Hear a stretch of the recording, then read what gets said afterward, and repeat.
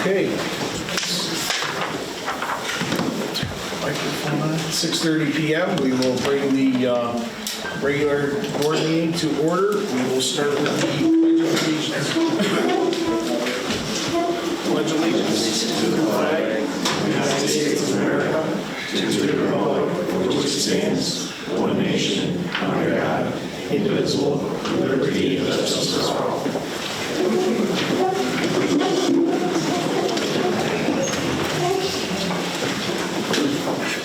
One thing I will ask of the audience is with the public hearings, first I'll have to check to make sure the microphone's on when we get them started, but the microphones, no matter whose they are, pick up a lot of background noise and it's very difficult to hear on the recordings.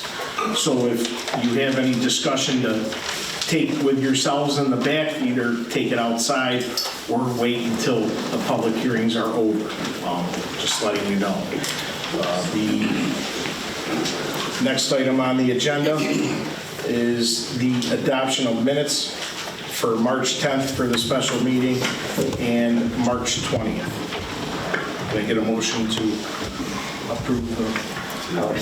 Yeah. I'll second it. Okay. Discussion? Having none, I talked with Dina, the minutes were great. Thank you. All in favor? Aye. Minutes are approved. The first public hearing in the night, which is what I'm sure everybody's here for, is the CDBG block grant application. And I will get a motion. Can I get a motion to open the? Well, do you want to do the presentation first, Al, and then we've got to probably up to you. Okay. Let's open the public hearing. You can do the presentation, and then people can speak after that if they choose. Can I get a motion to open the public hearing for CDBG? I'll move it. I will second it. Okay. At 6:32 p.m. More. All in favor? Aye. Public hearing is open. Our town engineer, Al Yeager, will give a brief presentation on the CDBG block grant application. So there's two components to the CDBG block grant that we have to talk about. The first is the 5-year plan. So every year we have to submit a new 5-year plan of what our anticipated projects will be for the next 5 years. For year one, which is this year, we're asking for ADA access improvements and ADA bathroom updates in this building here. So currently the western entrance that is used for voting to access town board meetings, planning board meetings, court, doesn't have an automatic door opener. That is an ADA requirement. And our current public bathrooms off of the rotunda are original from 1986. The current ADA stalls that are in those bathrooms do not meet the minimum width requirements, and the vanities do not meet the current ADA requirements. In addition to the ADA requirements, we are missing the required or mandated baby changing stations in both restrooms. So those will be included in the project.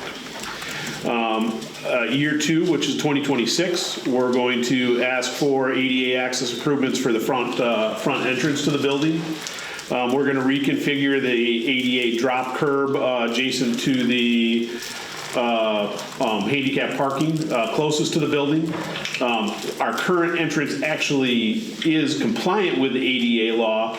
However, we've had multiple trips and falls because people that are handicapped park in the stall closest to the door, which doesn't have an ADA ramp right next to it. The ADA ramp is located at the van access between the two parking spaces, and then they try to step over the curb and they trip and they fall. So we're going to add an additional ADA ramp adjacent to the parking space closest to the building.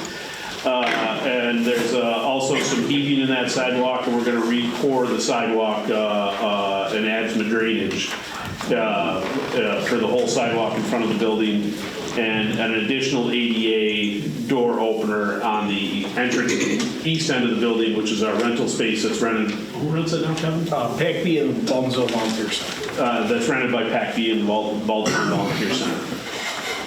Year 3 in 2027, we're going to do some drainage improvements in the Valley View neighborhood. This is one of our older subdivisions in town. It is in desperate need of just cleaning out some ditches, adding some additional drainage inlets. Unfortunately, it's an older district that doesn't have it's an older development that doesn't have a drainage district. So we're going to try to do roadside improvements to help those people out and really collect some of that water that's coming off the yards right now and just it's clogged up and really doesn't have a great way to drain that neighborhood. Year 4, there's an existing 48-inch culvert on Willett Parkway, about 1,400 feet north of Route 31, that we're going to look to slip line and put end section protection on. In year 5, we're going to slip line the dual 36-inch corrugated metal storm sewers on West Gentry Road, just east of the railroad tracks. So now that we've covered the projects that we've included in our capital plan for the next 5 years, we can look at the cost estimate for this year's project. So this year's project, it includes demolition, general carpentry and construction, electrical painting, new flooring and base, some plumbing modifications, and the ADA door opener. Total cost is before contingency is estimated to be $54,150. We added a 15% contingency on, which, with tariffs and whatnot now, may even be a little light. I hate saying that, but it may be. Plumbing fixtures are seem to be going cuckoo bananas on prices right now. And then we've got $12,900 in engineering and architectural services for a total cost of $75,173. The maximum grant for CDBG this year is $50,000, so we would need to include $25,173 in our building improvements budget next year to cover the difference between the grant and the project cost estimate. As I stated, the tariff thing really is going to affect us the next year or two on what projects cost. And there's a kind of a big question mark. I'm hearing it all through the construction industry right now of where things go and where they end up. But nobody is optimistic that we're not going to see a big inflation of costs in the next couple of years. And just so the public understands, we apply this year for next year's work. And normally we hear back in the fall, usually around August or September, the county lets us know what is approved and what the grant amount we will be getting. So then when we sit down at budget time, we can figure out what our contribution is to the project. So you have to jump through these hoops and have this public hearing. It's federal money that funnels through the county government. So you have to do these certain things to get the federal money. And that being said, it's federal money, so you never know in the future years if this will be funded. You don't know if currently it will be funded. So you have to go into these projects understanding that. And normally, these are reimbursement grants where you do the work and you get reimbursed. So usually you haven't had a problem. If you're approved, it's there. So, but I just want to bring the public up to speed before, if anybody has questions, trying to answer those. One more item of note, the engineering and architectural services. So these grants have now, they've added an MWBE requirement, minority and women business-owned enterprises. So we have partnered with a women business enterprise for architectural services so that we can meet that requirement without putting it back on the contractor. Okay. Is that everything? That's it.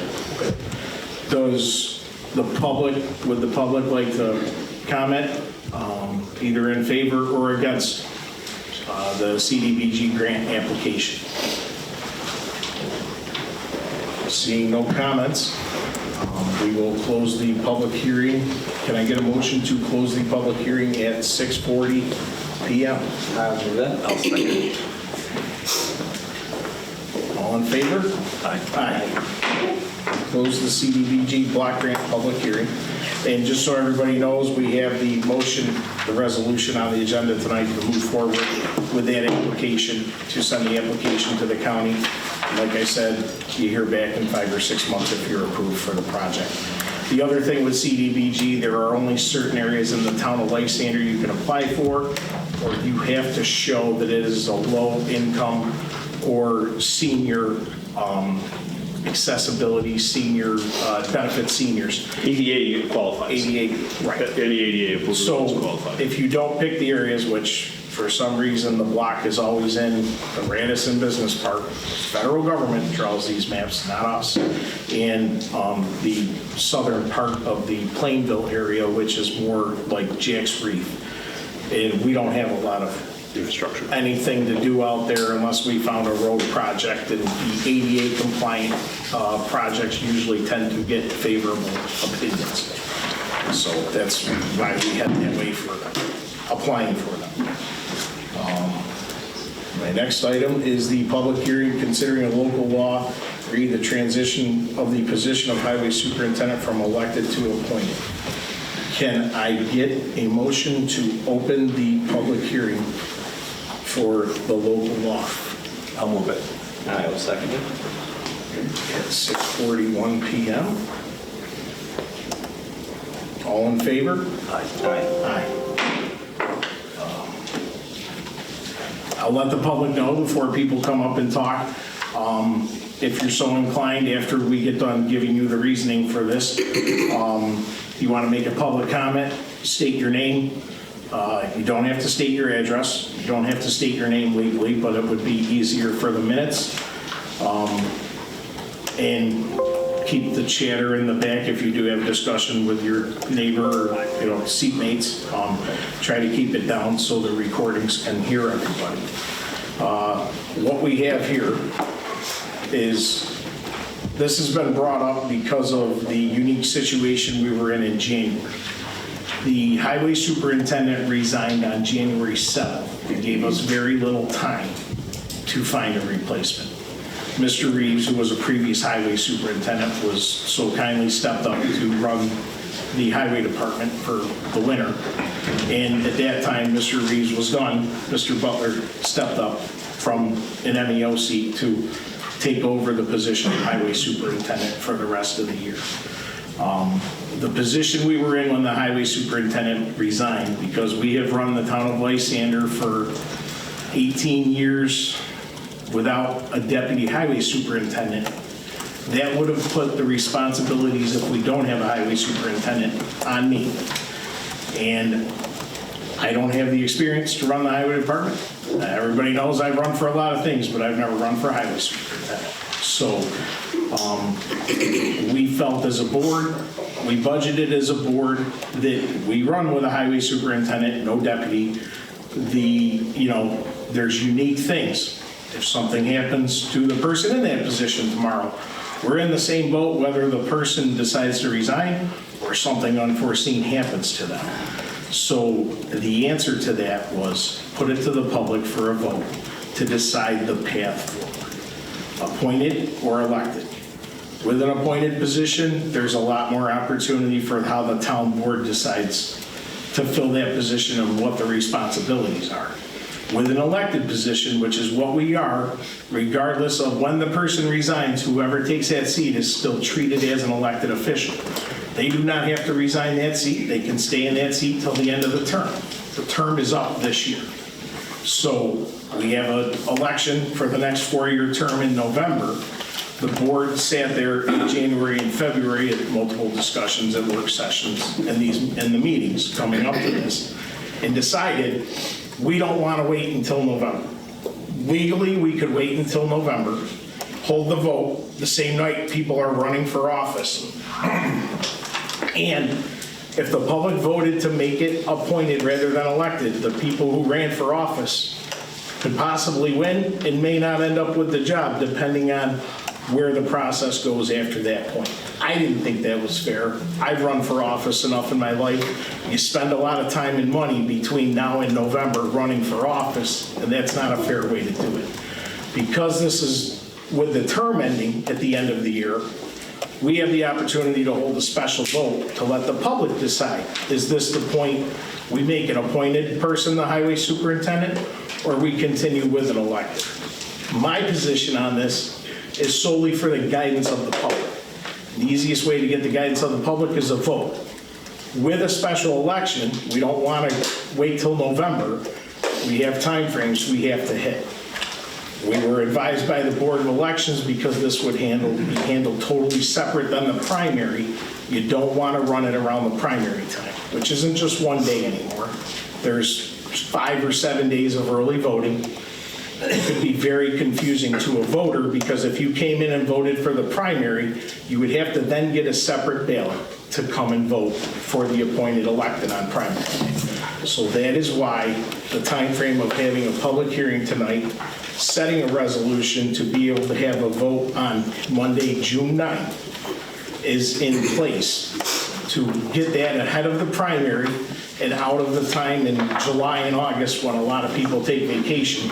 And it would be harder for people to have the opportunity to vote. So that is my reason for, picking this path, because of the situation I was in.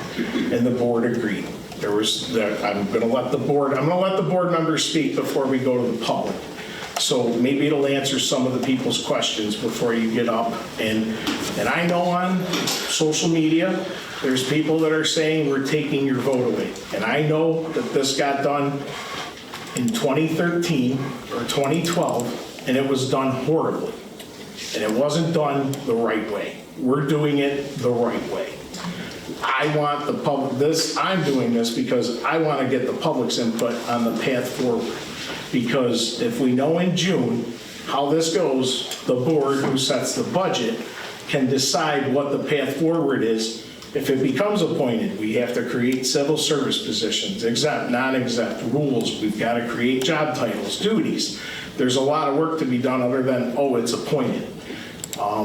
And some of the other side notes is an elected position, no different than any of us.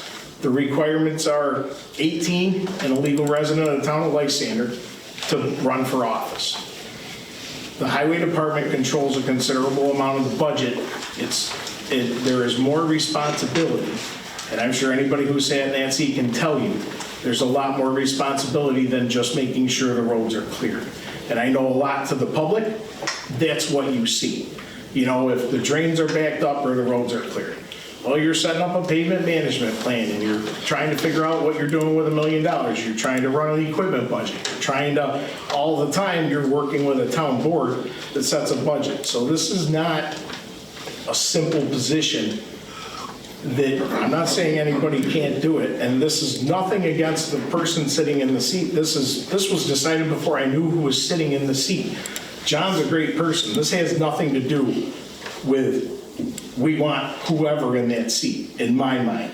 This is about letting the public to decide, do we want what goes through a political process to determine who the highway superintendent is, or do you want to have the opportunity to interview people that could have qualifications and have done the work that is a lot more than just seeing the road? And that is, I know this comes out horribly, but it is not a cut to a man who's been a over 25-year employee of the town of Lysander, right, John?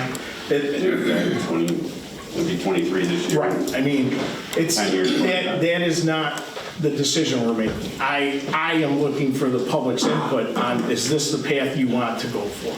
So that is my stance on it. I've got to drink some water. I'll let one of the other board members talk. And then I have, obviously, Councilor Gerasi is not here. He gave a written statement that is up on the website that I will read into the minutes for the public hearing once I get a drink.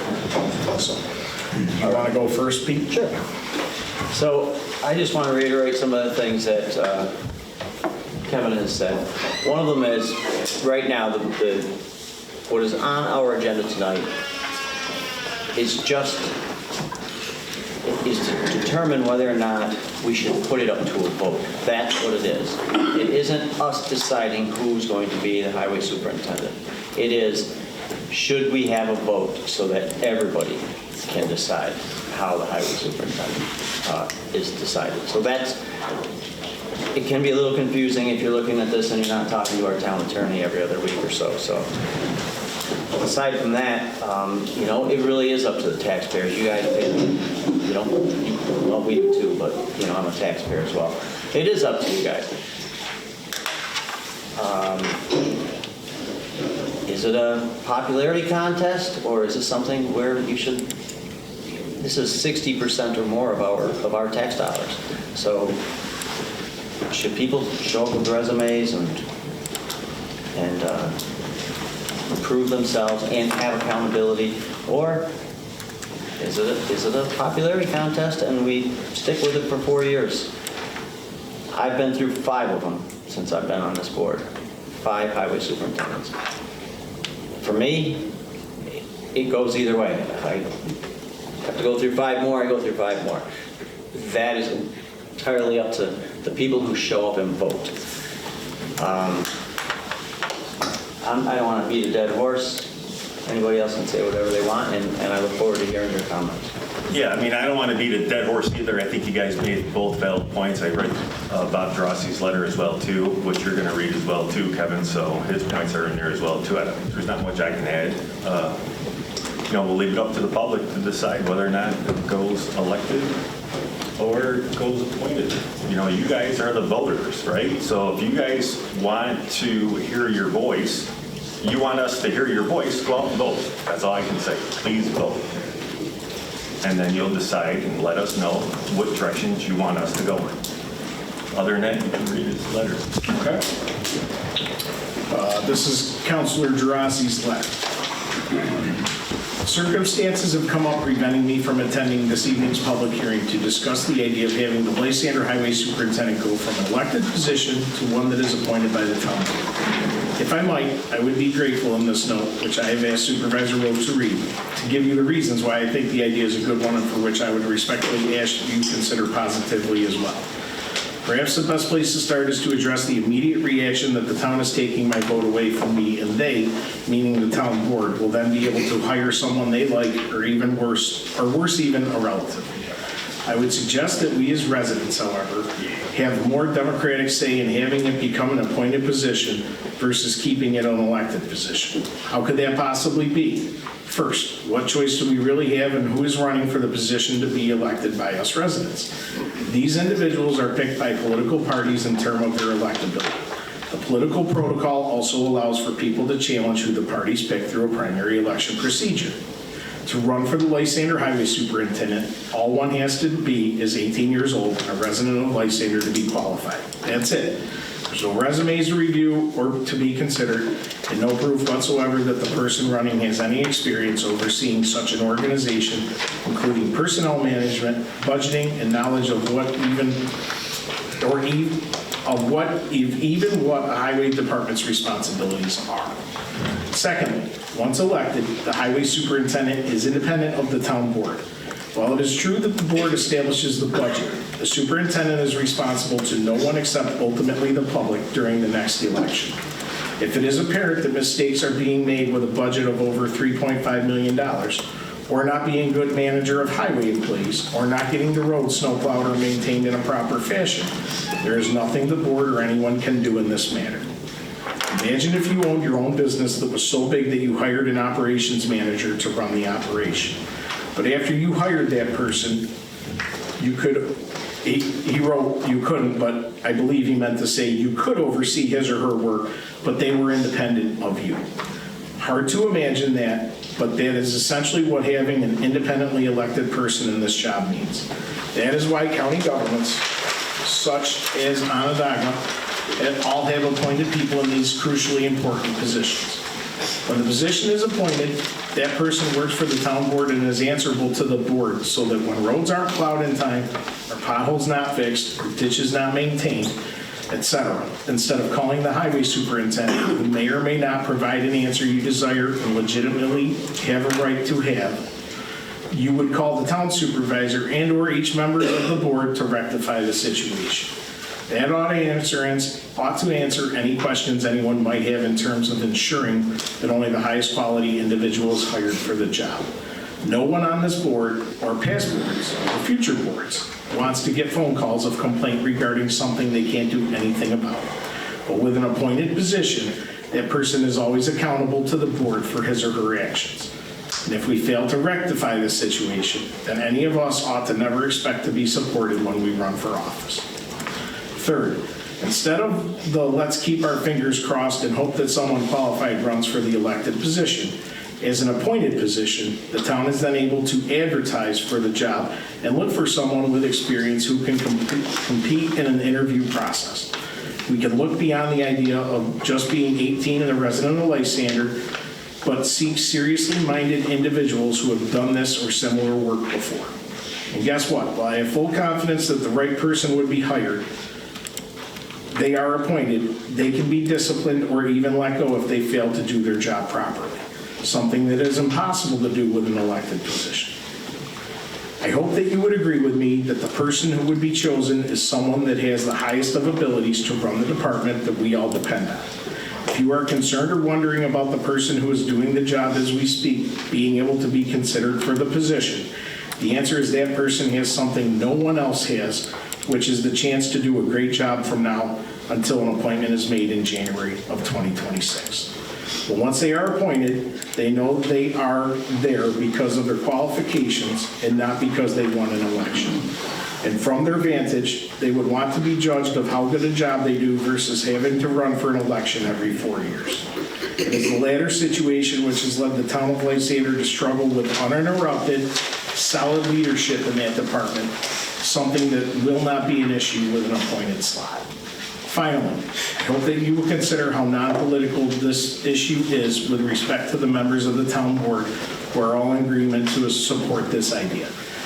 The Democratic, Conservative, and Republican parties are represented by the 4 current members. You don't often see that type of agreement in most elected boards or legislatures for issues as important as this one. Thank you for considering all of the above. Bob Trask.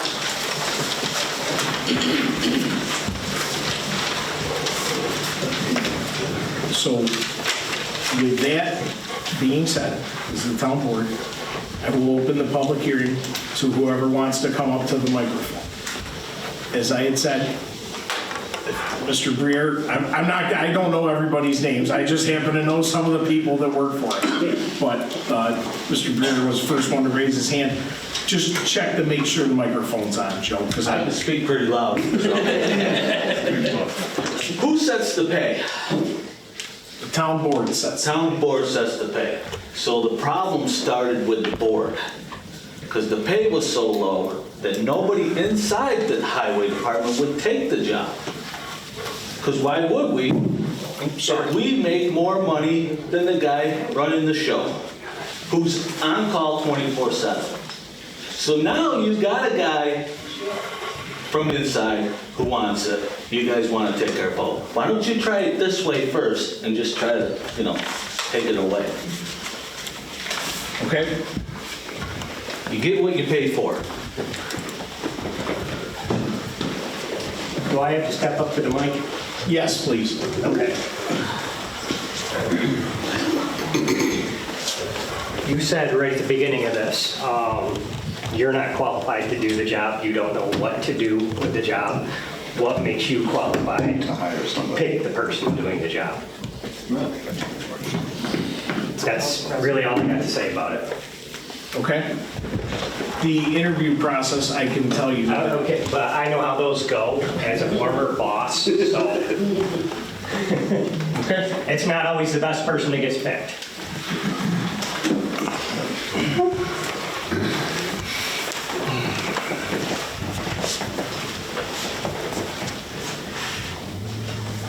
Fred Birch, Plainville Road.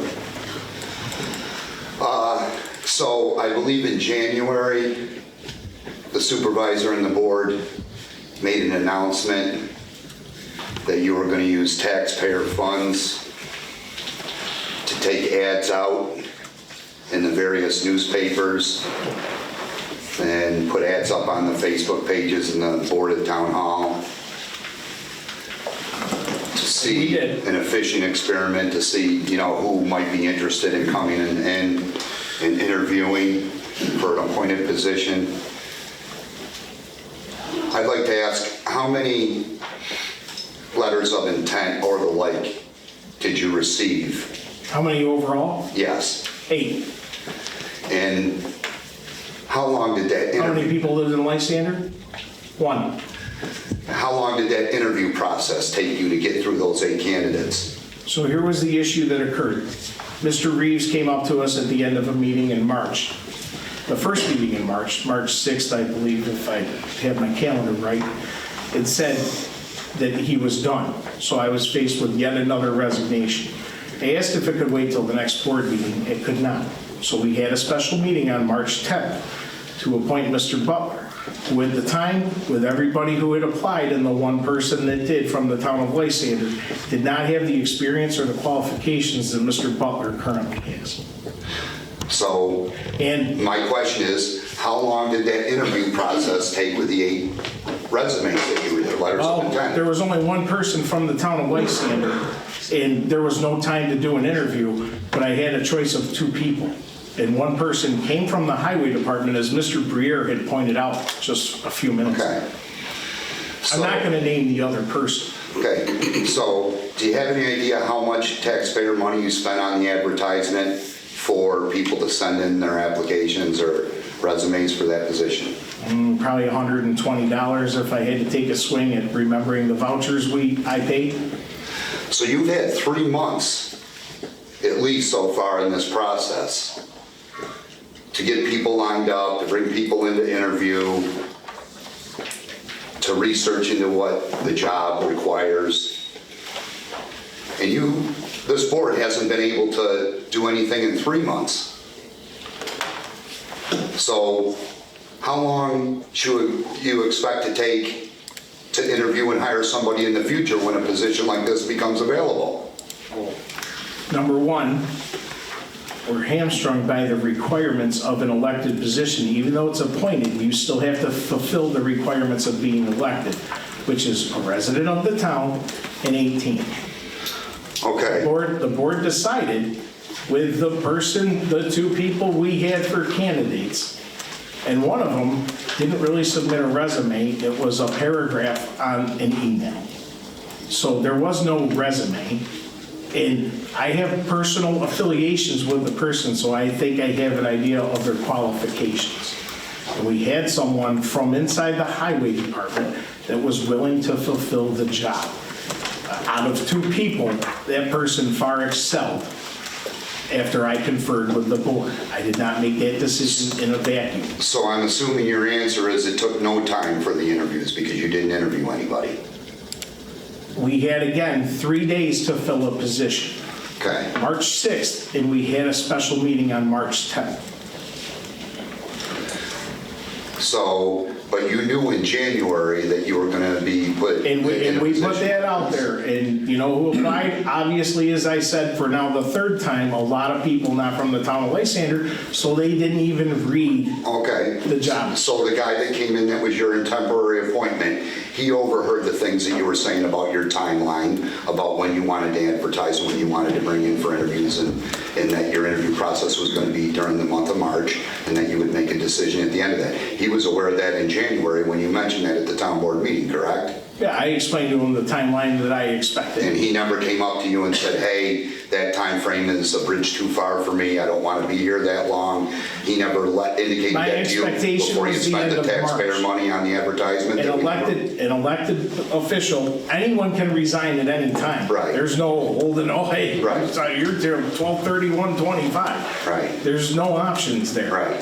You know, I haven't had great options this year.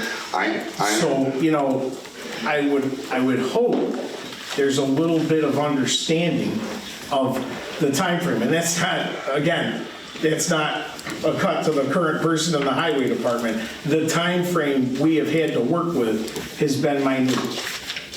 Okay, could you foresee a situation in the future, this town or another town, where the time frame might be the exact same thing, where somebody just decides to resign, or from health purposes, or Sure. would be able to make, so it's essentially the same thing for anybody that's pretty much in that Right, position? so if you want to argue the semantics of appointed or elected, obviously, if the appointed person, we would set the hierarchy of who that person reports to.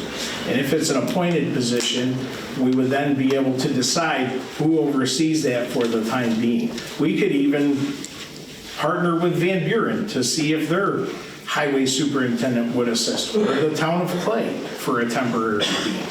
You know, there's opportunities that exist with appointed that don't exist with elected.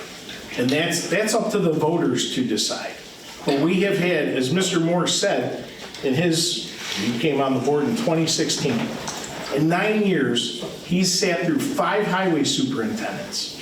Okay, so let's. How many, Fred, I'm gonna ask you, how many highway superintendents did we have for the first 30 years before that? Okay, so 3? let's clarify that a little bit. Mr. Moore came on at the end of Mr. Dinsmore's tenure. Okay, so, Mr. Moore served with Mr. Dinsmore. right, at the end, and that was Gene finishing the end of his tenure, so that's the first one. Then your next one came in for a 4-year tenure, Mr. Hall. And then your next one for a 4-year tenure, Ken Sweetak, who Resigned before the end of the. And then, so then you had Bruce for an interim purposes, and now Mr. Butler in there, whether it's interim or full-time or whatever. So, I mean, had Pete come on the board in 2012 instead of 2016, it still would have been the same 5, okay, people that he served next to as far as the highway department. Mr. Reeves was here until March of 2012, but we don't have to get. He came in at the end of Mr. Dillon. Okay, and you spoke about Mr. Garassi's letter that to run for the Lysander highway superintendent position, all one has to be is 18 years old and a resident of the town of Lysander to be qualified. That's it. Somebody who's interested in running for the town board or the town clerk position, what do they have to do? Same requirements. Oh, only have to live in Lysander and be 18? Correct. So, do as I say, not as I do. That's what you're trying to tell the people? No, what I'm trying to explain to the public, that the way we have run the town of Lysander for as many years that I know, is we trust our department heads with their budgets every year. And it's a considerable amount of budget, and it's a varying job. It's not just managing people. It's, you know, there's a lot of things that come into the decisions of a highway superintendent that, you know, Right. as me as town supervisor, being in that chair and being in this chair is 2 totally different things. Sure. Being on over there where you were, where I was for 10 or 11 years, is totally different than being in that chair. And, you know, you don't know the job until you get into the job, but we're giving the public the option of, do you go with these requirements, or would you like the opportunity to meet these requirements? Right. In the statement here, it says, there are no resumes to review to be considered and no proof whatsoever that a person running has any experience overseeing such an organization, including personnel management, budgeting, knowledge, or even what a highway department's responsibilities are. Oh, that last line I could take out and put that line in front of you guys and say, budgeting and knowledge, or even that a town board member responsibilities are. So when somebody runs for town board, whether supervisor or trustee or whatever, there's the same thing that he says in this position. There are no resumes to review or be considered, and you don't have to actually have knowledge of that information. You can find out about it after you get elected and be put in that position. Is that correct? Sure. And based on your past experience, have you seen examples of that, where somebody learned after they got elected to that office and they were put in that position? Absolutely. Okay. Fred, I think you're missing the first part of my conversation. This is the path I want the public to decide the path forward. Okay, so yeah, I'm going through it. I'd appreciate it if you didn't, push me off in one direction and trying to decide whether I'm in favor of something or not. I'm just trying to make light of a few things that were brought up to people's attention here. Mr. Garassi goes on to say, But after you hired that person, you couldn't oversee his or her work, but they were independent of you. Hard to imagine that, but essentially is what having an independently elected person job means. That is why county governments, such as Onondaga, all have appointed people in these crucially important positions. I notice how Mr. Garassi referenced the county government. The town of Lysander, we're not a county government, right? Correct. We're a town government.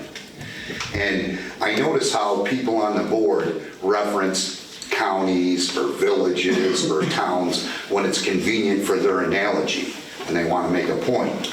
But when citizens do that, you hear things like, well, I don't care what other towns are doing or what other municipalities are doing. You follow me? Yep. That, I hear that all the time.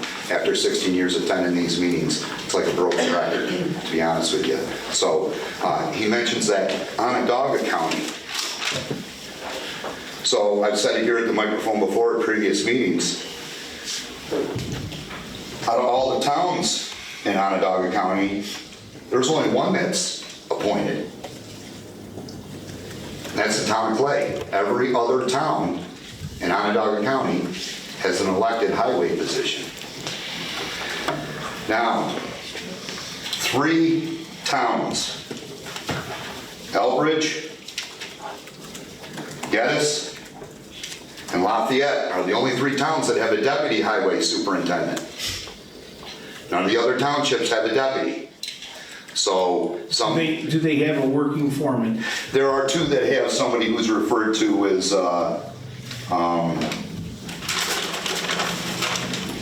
Which when asked, the a job leader. decline Yeah, when that somebody's on position. vacation, yeah. Now, all of these other towns, by their town law, can have a deputy highway if they want to. It's at the pleasure of the town highway superintendent. It's not something that the board controls. They can control. There has to be a budget for it. They can control what the amount is paid, but it's the highway superintendent that decides. So, it's 15 towns have decided in Onondaga County that they don't even need a deputy supervisor. Now, at any one of these towns, somebody could retire or die or become ill and not be able to perform the job, and the respected boards would have to make that decision, you know, on it's a replacement for the end of that term until somebody can be reelected again.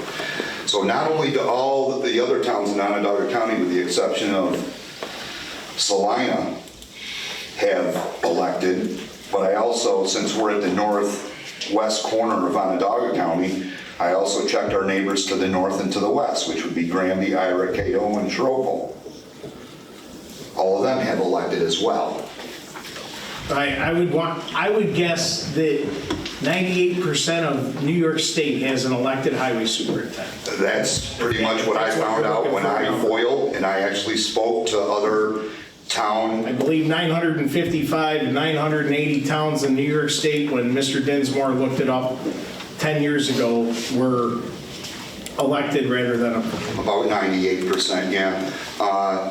When I spoke to other town supervisors,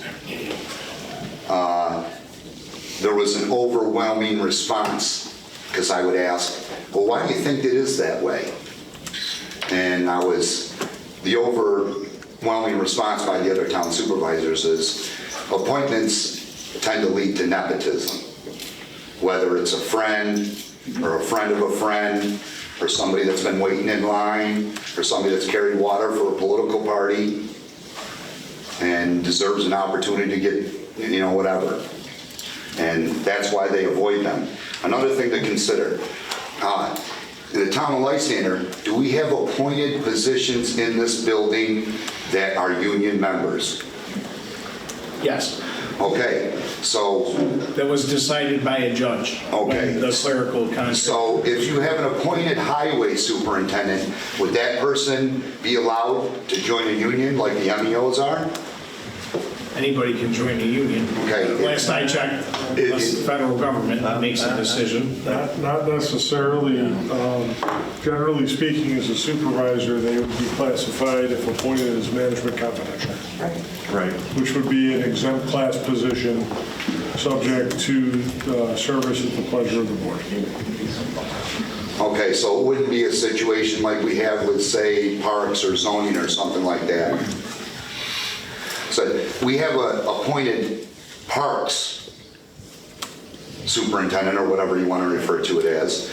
And I know you don't Fred, approve. this is about Absolutely. highway superintendent. It's a comparison. Fred, But just we- educate. I mean, I think we've heard for the last 4 years about the Parks Director. Nah, I think So I maybe just- I've mentioned is it- it 3 or is it 4 the times. If position you'd like to drag it or- out to that. Right. It's a comparison, because those people are also appointed as well. And I know you don't like citizen oversight. Nobody on the board does. That's not true. You go through the motions and you say, well, thank everybody for coming out tonight, and appreciate you watching at home.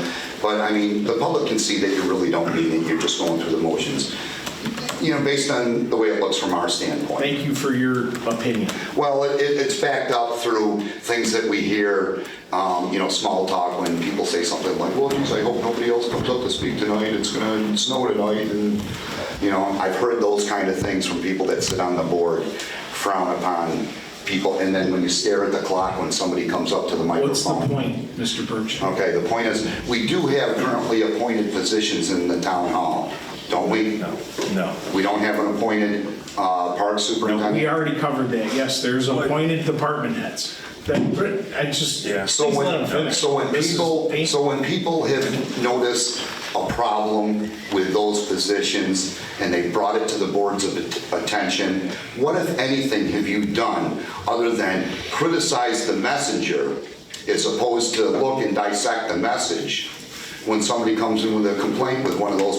So you've got it written up as, well, geez, if they do something wrong and you're not crazy about the way the roads look, the people can really do something about it. You know, we can get a change.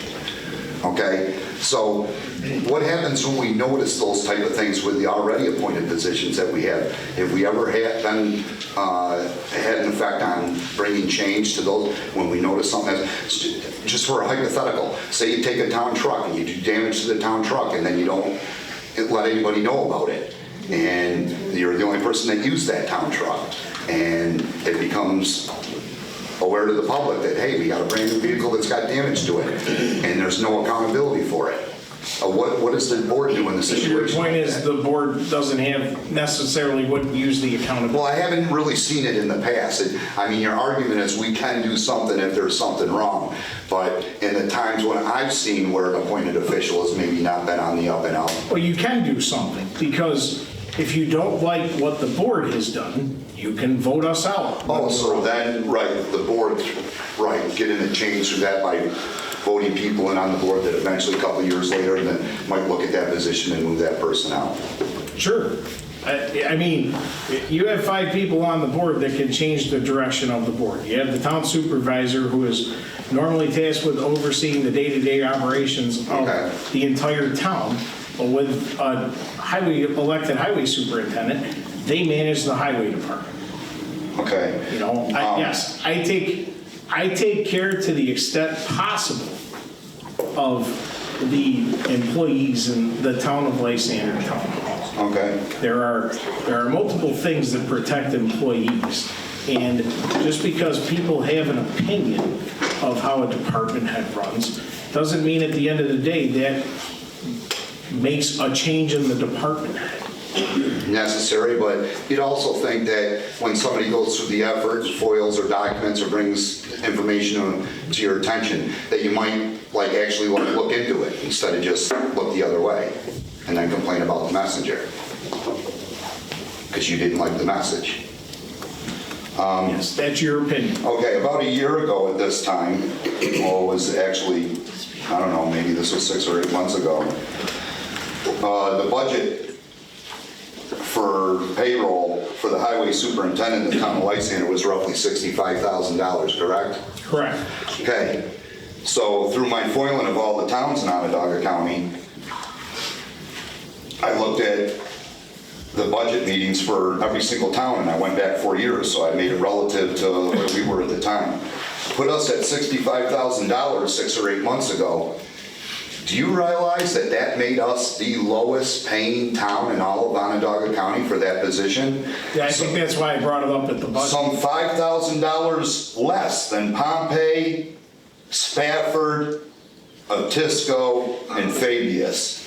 How is it possible that the town of Lysander, that has more road mileage than all those towns and more population than all those towns, how is it possible? I mean, Pete's been on the board since 2016. How is it possible that we were in that position where we weren't compensating the highway superintendent the way they should have been? How were, you didn't notice that? Well, my explanation would be some people pick and choose their arguments, not just the people you accuse of it. Sometimes you pick and choose the arguments, because if we had raised taxes to do that, you'd be right there at the microphone, first one complaining and whining about your taxes. So, you know, we have to make decisions. We're elected to make decisions, Fred. You don't have to like them. It's all right. Okay, You don't have to so like them. you raised it almost $30,000 6 or 8 months ago. Do you ever remember me coming up to this microphone and bitching about our taxes going up because you raised it to that? I didn't. So your example right there falls flat. I For didn't one, do that. for one opinion. But Mr. Birch, I brought it up to the board because the previous supervisor had said it's the position, not the person, I believe in October or November of 2020, and the position should pay $80,000 a year. Those raises after the next highway superintendent election never really occurred. So at our budget process, which was open to the public, that no one attended, I had asked the department heads of the elected officials to say, listen, I don't want to go through raises every year. So I'd like you to determine a number that you feel would be good for the next term. And that is what I said to the highway superintendent and the town clerk. I said, let's pick a number so I can go to the board and see if we can get the approval for it. And we'll keep that number, the position, for that next 4 years for the term.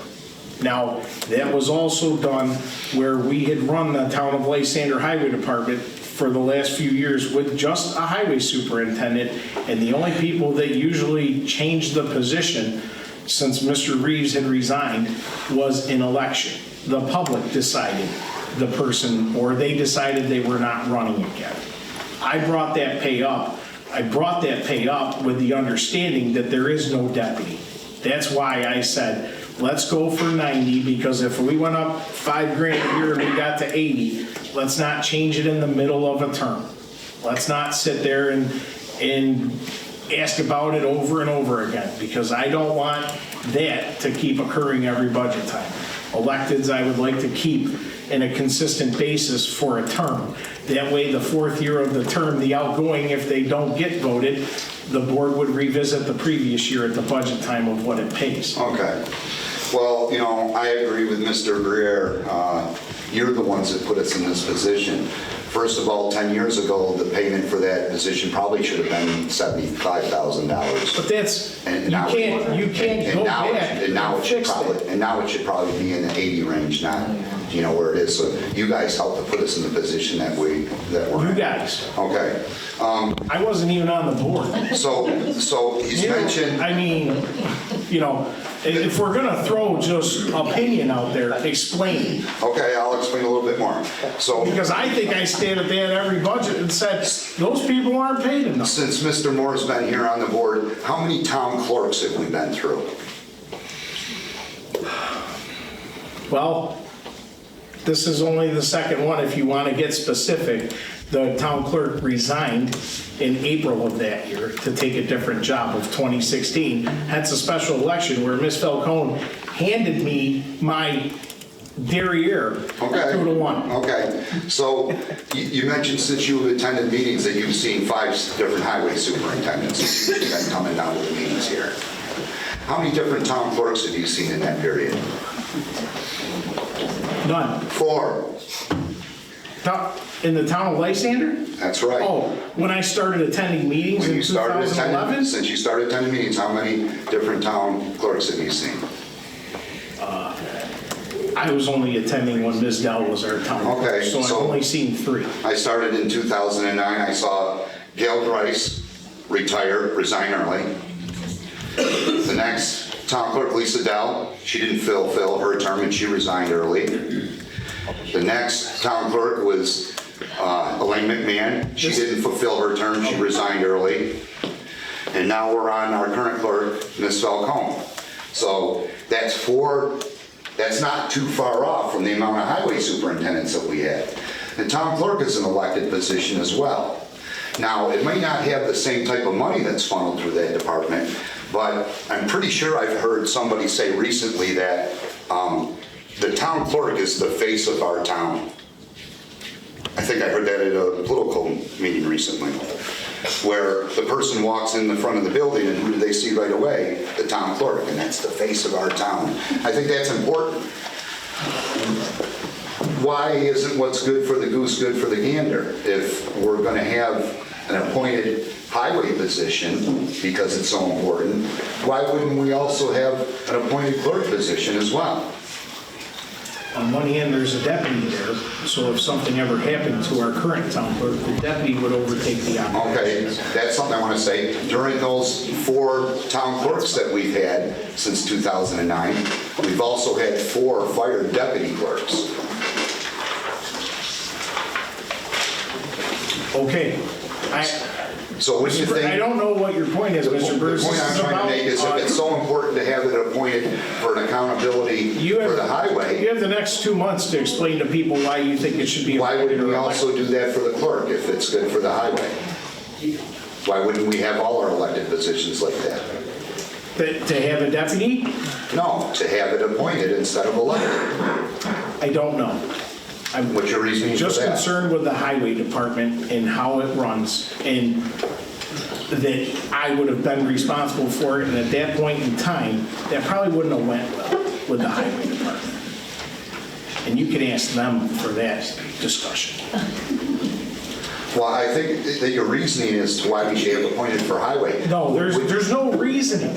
This is letting the public decide. I think you're way ahead of this game for Well, the signs and the dancing on the Well, corner. Mr. Garossi says in his letter that the way it is now, you have maybe roughly 30 people in a political committee that decide who a candidate is for the public to choose and vote on, Right, correct? and for, just to clarify to the public that really doesn't understand running for office, it's either a weighted vote or a caucus vote. So Okay. it's a majority. Right. In a weighted vote, it's a majority of however many people fill the position. Right. So if there's 25 people on depending on the district. 10 or 12 reserve, people might it be could able be to choose. 12 people deciding Absolutely. what name is on the ballot. Okay. So you can ultimately say 15 people decide the 15 name on people the from ballot. the town.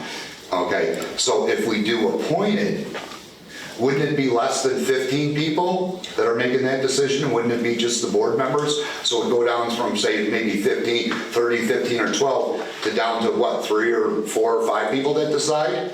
So it's even less. Right, that are every 4 years or every 2, you can change 2 or 3 members of this board. Okay. That the public could decide that's not the path they want to go for Okay. whatever reason, whether it's what we do as a budget, if it became appointed, who we put there, or what the So it's actions getting are. less and less and less people who decide who is in that position when the people aren't voting on it. It's basically went from a political committee, 2 different ones who might decide in an election, down to 3 or 4 people Right, that are on the and board. that's what the public would have to decide. That's why we're allowing them to vote, to determine if that's the path they want. Because that's how town law works. That's how we have to do this. This was something that the board sat there as a whole and said, we want to put this to the public. How many We're people, allowing the public to make the decision. would you like to share with the public how many people have come forward or contacted you to say, hey, it would be nice if we pursued this endeavor about appointed for that position as opposed to elected? How many people from the public that sit out here have called you or emailed you or come forward to you to say, hey, would you consider that direction? Nobody emailed me that. So nobody from the town has come forward and said, hey, we're interested in, see if we can get appointed over elected for that. Not until we had the discussion in January that we were presented with the issue. And one last thing, just to clarify. So at a previous meeting, I heard Councilor Kudarakis mention that the highway is important because it controls 75% of the budget.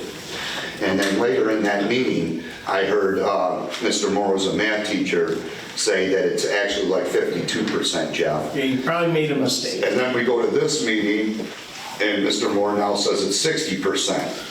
So do we really have, do we know what it is? I mean, can we decide on a number of what the budget percentage is? I haven't sat there and done the pie chart for you, but I can. So we really don't know, it's just numbers that were thrown out there to say, oh, you better Right, be careful, change it's all my this number. money. I always stick with 60 because it's approximately 60. What did I say So again? keep 75, 3/4 of the budget, and then Pete, it said 52. So I'm just trying to clarify so we know exactly what it is. Right.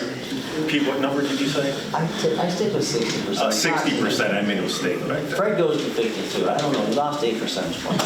60%. All I'm going is what I heard, I'm not You trying to. know what? Is it, do you have anything else to add for the I think, one last, resolution, public? okay, one last thing, it says the Democratic, Bob says in his letter. This is the second last thing? Yeah. Finally, I hope Well, I'm that, just, people make mistakes, I'm just letting people well, I know you're looking up at the clock and, you know. I don't think I've I'm looked used at the to it. clock at all. Finally, I hope that, this is from Bob's letter, finally, I hope that Amazing. you will consider how non-political this issue is with respect to the members of the town board, who are all in agreement in support of the idea. The Democratic, Conservative, and Republican parties are represented by the 4 current members. You don't often see that type of agreement in most elected boards or legislatures for issues that are important as this one. You know, and I agree a little bit with Bob that you don't often see, you know, everybody on board together. But that's not what that doesn't impress me at all. What would really impress me is remember the time where we had the discussion about who's going to get up there and sit in the replacement for that seat when you vacated it and came over to the supervisor's position? Here we are almost, what, a year and a half later, and we still don't have anybody sitting in that position. What would impress me, and I think the public, is if the Republican and the Democratic and the Conservative could come together and choose somebody to replace that position. Why can't the 3 of you today, hey, I would bet the answer would probably be because there's a conservative, a Democrat, and 2 Republicans on the board, and you need 3 of them to agree to appoint. Now let me finish. You would need 3 of them to appoint a position that could go, that would either fall to someone running as a Democrat or a Republican, and that might be an unfair advantage perceived by some. it's not different than what we have in the highway position. It would be 3 of you that were needed to appoint that person. And the way you have it now, if it wasn't appointed, if we don't vote for appointment, it would be somebody running in the fall for that position. So it's no different.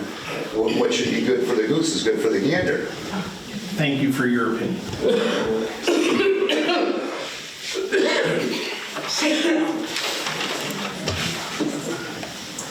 You know, that would be impressive. We've been a year and a half. If you look Are out, you talking about the appointed elected highway superintendent? Because it seems like you're talking about the open town board seat. I'm just saying, Which unfortunately, the person who won it last year could not fulfill it. well, Okay, so Fred, there's no please. reasoning why this board. If there could- is nothing new to add, which you have explained time and time again, and in a public hearing, if there is nothing new to add, we can ask you to Could this please board stop come unless there's together something new. and put something on the agenda to vote? It has to put nothing to somebody do on? with this, bring it up at citizens. Well, when you're acting like, oh geez, look at this kumbaya movement that we're having, you know, we're all coming together. That's not impressive when you're doing Mr. something like Geraci's this. words. It would be impressive is if you pick somebody for that board position, which we all know that you're not gonna do, because you're all on different agendas for that. We all seem to come together for this agenda, okay? And it's usurping the public's vote by you guys voting on it. That's what I'm trying to No, make. we're allowing the public to make the decision of And you- how it would move forward. And you just said that nobody from the public has come forward to say that, hey, we'd be interested in doing that. So it's your guys' agenda. It's not the public that's looking for that. Thank you. Is there anyone else that would like to speak? Mr. Abbott? He had signaled while Mr. Birch was talking. Warren Abbott.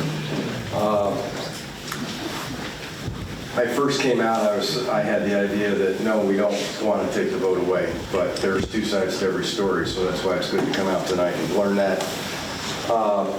Before the vote happens, I am, at this point, for the vote.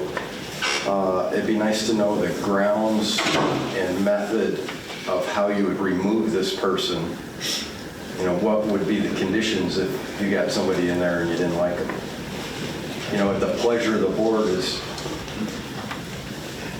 Well, you know, it's the double-edged sword of Mr. election. Gerasi, if I could interject, Mr. Gerasi, when we were discussing that and the wording of it, had said we were trying to debate a 2-year term or what would the, length of employment per the job description be. And he had suggested that it be at the leisure in case the board had decided that path wasn't going forward in a proper way, whereas if you have it worded, it's a 2-year term, I would assume you'd be opened up to paying someone out, like a superintendent contracts, Yeah. Not that we haven't been through that a couple times in the school district, but I'll defer to the attorney. So, I mean, as far as what at the pleasure of the board means, while you might look at this, if it's your first blush at, legal terminology and you're not like intimately familiar with the town law or other types of positions, that's a phrase that appears consistently in application to the correct types of positions. To give you an example, and I'm not trying to point anybody out that's here, so Dina, don't get mad at me. The deputy clerks serve at the pleasure of the clerk under the town law.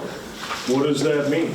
It means that you're given a task, a job, a direction to go. You're expected to follow those directions in a broad sense. If you fail to do that, the board within the confines of New York state law in general, so there's certain reasons why you can't fire somebody, even if they're at-will, what most people think of as an at-will employee. There's obvious reasons that you can't terminate somebody, race, religion, sex, that kind of thing, gender, I should say. But within that ambit, it is up to the board, based upon their determination as the officials that have been elected by you, the public, to decide what is in the best interest of the town. It is not uncommon, and with the risk of referencing the county as opposed to towns, it is even more common the higher up you go in state government. There are certain positions, especially at the supervisory administrative level, where you're in charge of groups of people and budgetary monies, that you serve at the pleasure of the individuals who have been elected by the public to represent their interests. So the parameters in terms of you got to pave so many miles of road a year or you're fired, they don't exist. But it is a typical condition of employment for people that are not protected by, for example, a union contract. I had an idea what it meant, but I wanted to get that out in space because I think that's going to be a key to the success of moving forward. Because it's I have no beef with anybody in town government at the moment. But there was a time where I was, in my opinion, at least done wrong by a town board. So I'm always a little suspicious. And just to be clear, kind of as a follow-on to your question, the process that the town board is considering implementing tonight when it comes time to vote on resolutions is, I think has been repeatedly stated already this evening, is to put it to you and all your fellow residents. Do you want us to appoint the highway superintendent, or do you want to retain the right to elect them? And that is the only decision that's being made tonight. Do we ask you as the public what your opinion is? That's the question on for tonight. A yes vote by the board, a unanimous vote to hold the referendum, to schedule it, is a vote by the board to say, we're asking you guys, what do you want? That's it. Not until it's approved, even though they're going to potentially approve the local law tonight, it is automatically not a law until the public gets to say their 2 cents at the poll. And that's the process we have to follow. Oh, absolutely. We have to approve the local law But approving the local law tonight doesn't mean that Does not anyone's in turn favor of people- appointed or elected. It's just like when Congress adopts a law, they ship it off to the president and say, sign this, and he can veto it or not. Well, tonight, they're considering adopting a local law, and shipping it off to everybody here and all the people that live in Lysander to say, sign it or veto it. Tell us what you want. That's all that's happening. And that's what I thought, so, but I want to make sure everybody else knows that, so.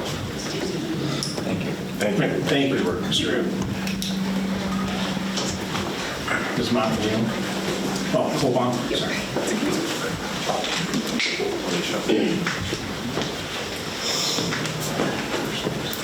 I'm not very good at public speaking, so you have to bear with me.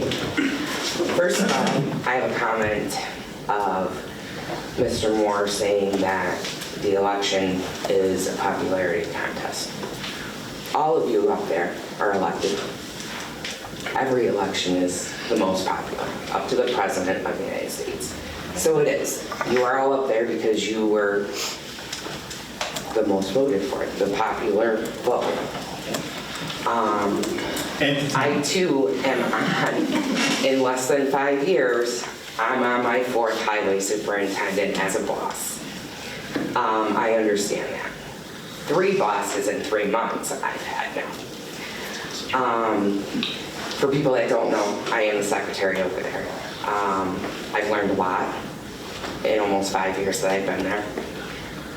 I think I assist a lot with the clerical part. The budget, in this position, the people that work in this position, a lot of them don't do the financial end of things. I came in with Jerry Holt. He had already been in, so he knew all the process of all the financial end of it. I did also help Ken.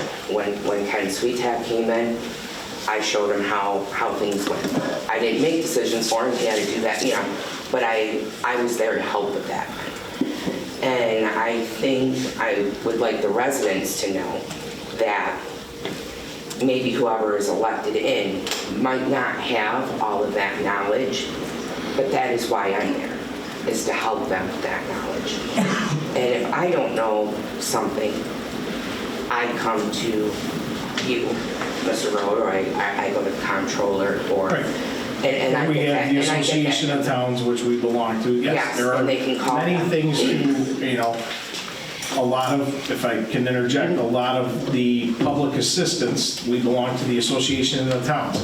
They have a legal staff that supplements our town attorney on blanket issues. They can send us, decisions, opportunities that we belong to for the department heads, because you can come in with no experience on the job and be like, whoa, didn't know I have to do this. And you have a plethora of people to assist.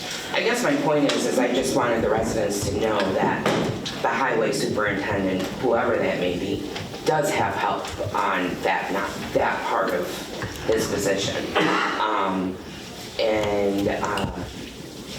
My question too is if it went to appointed, would that affect my position?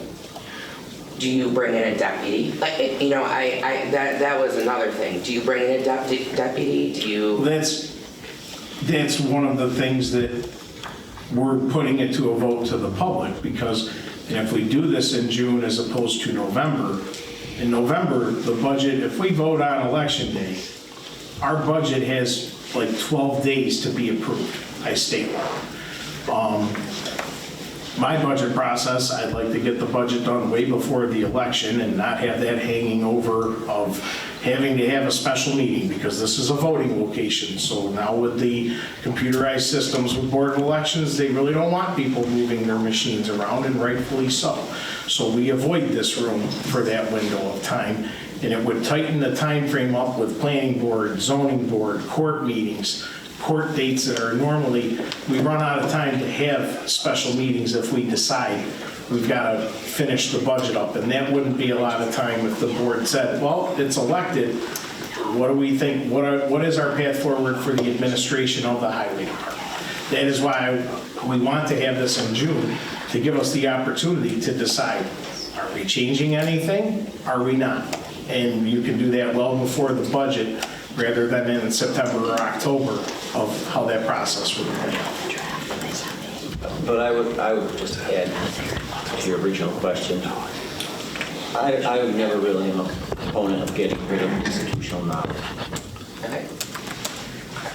Does that make sense to you? Yes. Okay. Now the other part is, with an elected highway superintendent, they could determine, I don't need a secretary. Because I am in an appointed position, and I do work at the pleasure of the highway superintendent. Correct. Which, 18 years ago, we did have a deputy. The highway superintendent, the one, they told him his services would no longer be needed in the spring of that year, after he won the election. So this is what can happen. This is, I've tried to say it 100 times. I really don't care what the public decides. I just want the path forward for the board to decide, budgeting-wise and administration-wise. I do have to say one thing about right now. I see a difference between having John brought in from the inside. There's a big difference. He's been doing this job for a long time. He's been out on the roads. He knows. Right, but remember, this isn't about the person in But that I'm saying, position. If he ran, I think that's a good thing because he knows the knowledge. How many people, like you said, you got 8 applicants and nobody either lived in the town, so you couldn't consider them, and the one person you got didn't have the knowledge. Say this did go to a point, you're going to end up with a lot of people that don't have the knowledge. You may. I think when someone runs, they have some sort of But that's not knowledge. That's not the step we're at. The step we're at right now is allowing, the public input and putting it out to the public to make that decision. Do you want it to be appointed or do you want it to be elected? After June 9th, if we all vote to hold the vote on June 9th, then that'll kick that part off of what are we going to do? How do we accomplish that? That's, I know it's a weird way to look at it for the public, but you have to wait for that part until we know, you have to wait for this part until we know that part of the process. And this is the process we have to follow. We could not walk up here tonight and vote to make it appointed. That is not legal for town law, for any elected I guess position. for the public too, I do want the residents to know that regardless either way, there is help. There is help of knowledge of that part of the highway department. Right. So you have someone elected,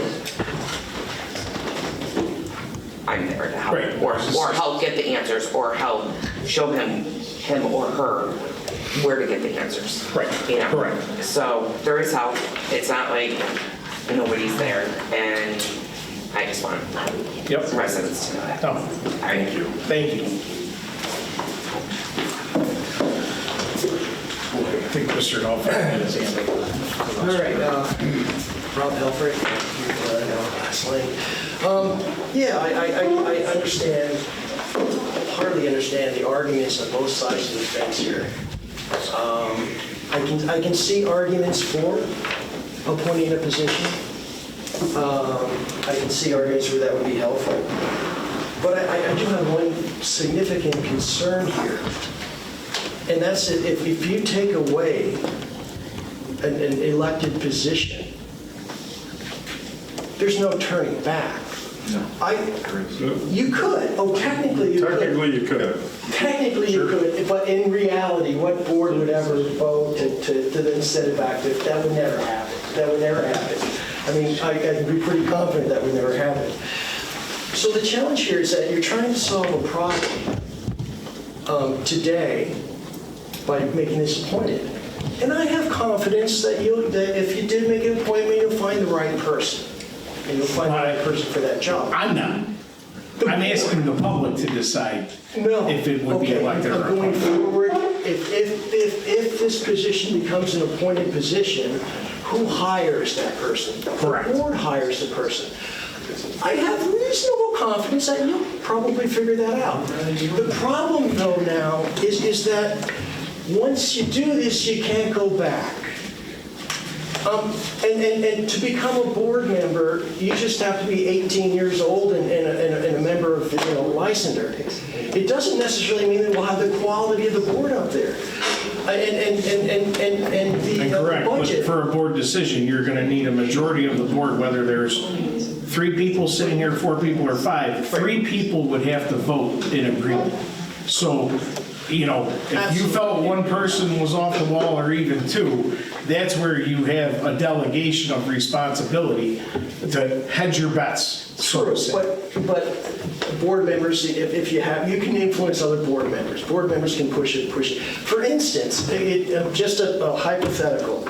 You have a scenario where there's a board member that wants a spray park, all right? Can't get it through a referendum and get it paid for, got to find it some other way. Take it out of the budget of the highway department. You'd have that capability to do that. But the point I'm trying to make here is that I understand, I completely understand, and I actually agree with a lot of the arguments. But what I'm concerned with is taking that right away from the citizens to elect. I think there's a really good reason 98% of the towns have a elected position for town supervisor. And I don't think you have nepotism. I don't, but I worry about the future. So the future, you're taking away that vote today to solve a problem for today. But what are the future problems, right?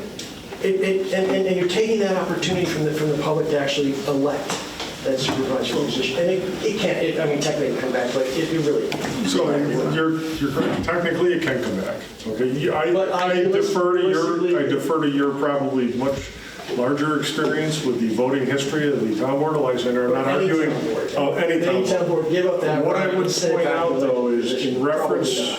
What I would point out simply is in reference to your comment about taking away the decision of the public to elect the highway superintendent. This board has no authority to do that. They only have the authority to put the question to you, as a member of the public. Yeah. Do you want to confer the authority on us to appoint? That's what is being decided tonight by the board. Do we ask the public if you want us, the board, to appoint the highway superintendent, or do you, the public, want to keep that choice to yourself? That's all the vote tonight is about. If the law is passed tonight, it does not become a law, and that question is put to the public. Do you want to keep the right yourself? Do you want to delegate that to the board and allow them to appoint somebody after an interview process? Yep. That's all that is being put out there tonight. So in a sense, the board's not taking away a choice. They're giving the public an additional choice. Oh, absolutely. What do you want to do? And you could make the argument that it is even more of an option of a choice being given to you as a voter than you have in the other 98% of the towns, where the board hasn't even bothered to put the question to you. Hey guys, how do you think we should proceed with this? That's what the vote is. Yes, I understand. And my only point is that we're trying to solve a problem for today that could have impacts in the future, right? Because this will never turn back into an elected position. So you never know what future boards may be like. And by taking that away, again, 98% of the towns in New York are having anybody elected position. So I think that's a reason. I feel for you. I do. I understand your arguments. I agree with many of them. My only concern is switching this or taking this away as an elected position may have a future impact for future boards. Yeah, and I'm just going to say, we're not making an argument. We're giving the public, this is one of the rare cases where, I guess we could have sat there and the board could have said, well, Kevin's been elected since forever, and that's the way it's going to stay, and we wouldn't be here right now. But, the board's putting it out to the public and giving everybody, and it's not a political fueled, it's not this side one or that side one. It's, hey, it probably wasn't presented the right way 13 years ago. Let the people vote. Listen, on June 9th, if they vote elected, they vote elected. If they vote appointed, we got a lot more work to do. Yeah. This isn't, I don't want people to leave here thinking this is an argument for appointment. This is the opportunity the public has. Right. And You already have it. You wrote it right here, you argued it. You already have that choice. I think you understand where I'm coming from. I understand where you're coming from. The only concern I have again is if you do this, realistically, it's going to be that way for a long time. that's a strong possibility. Very strong possibility. And if the nepotism does exist in other town boards, I don't know that it does here, but political favors for somebody, being appointed to a position versus being elected, things like that. But anyway, it'll be that way forever. Going forward. So anyway, thank you. Thanks. You're saying you're giving the people a choice, but nobody from the public has come forward to ask you for that choice. You already have it. Yep, and we're putting it out there for the public to decide. So you guys have decided that you want to make that choice, not the town. Yes, Mr. Parker.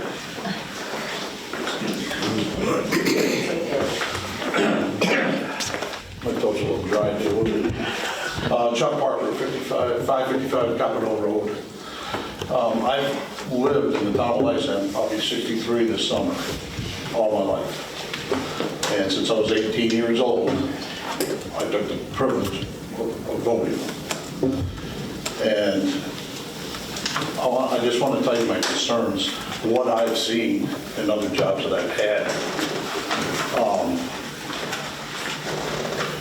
One thing I like about an election is I did feel if somebody's running, they're going to post what their qualifications are and stuff like that. And that's what I have to base that person on.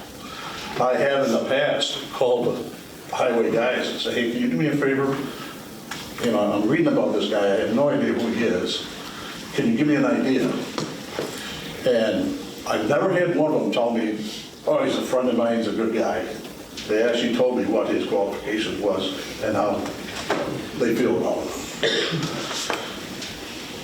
My main concern about losing the election, of voting, is I have seen where people have gotten appointed, not by qualification. It happened to be somebody's neighbor just lost their job. They got the position and knew nothing about it. What I'm really concerned with is safety. Bottom line, this is safety. Kids going to school on the bus, people going to work. I'm just really worried about it's out of my hands now. I have to depend on somebody else picking this guy for that position. That's my concern. I've seen it, and it's been bad. I've seen times where somebody got the job, no qualifications, and a couple of times it did run into a safety issue because they didn't know. So they were directing work that they had no idea what they were doing. That's why I had the fortunate part of knowing a lot of guys in the highway department. And They are very helpful for me as somebody that didn't know the person that was running to help me out to make the road safer for us on town of Lysander. Right. Thank you. Thank you.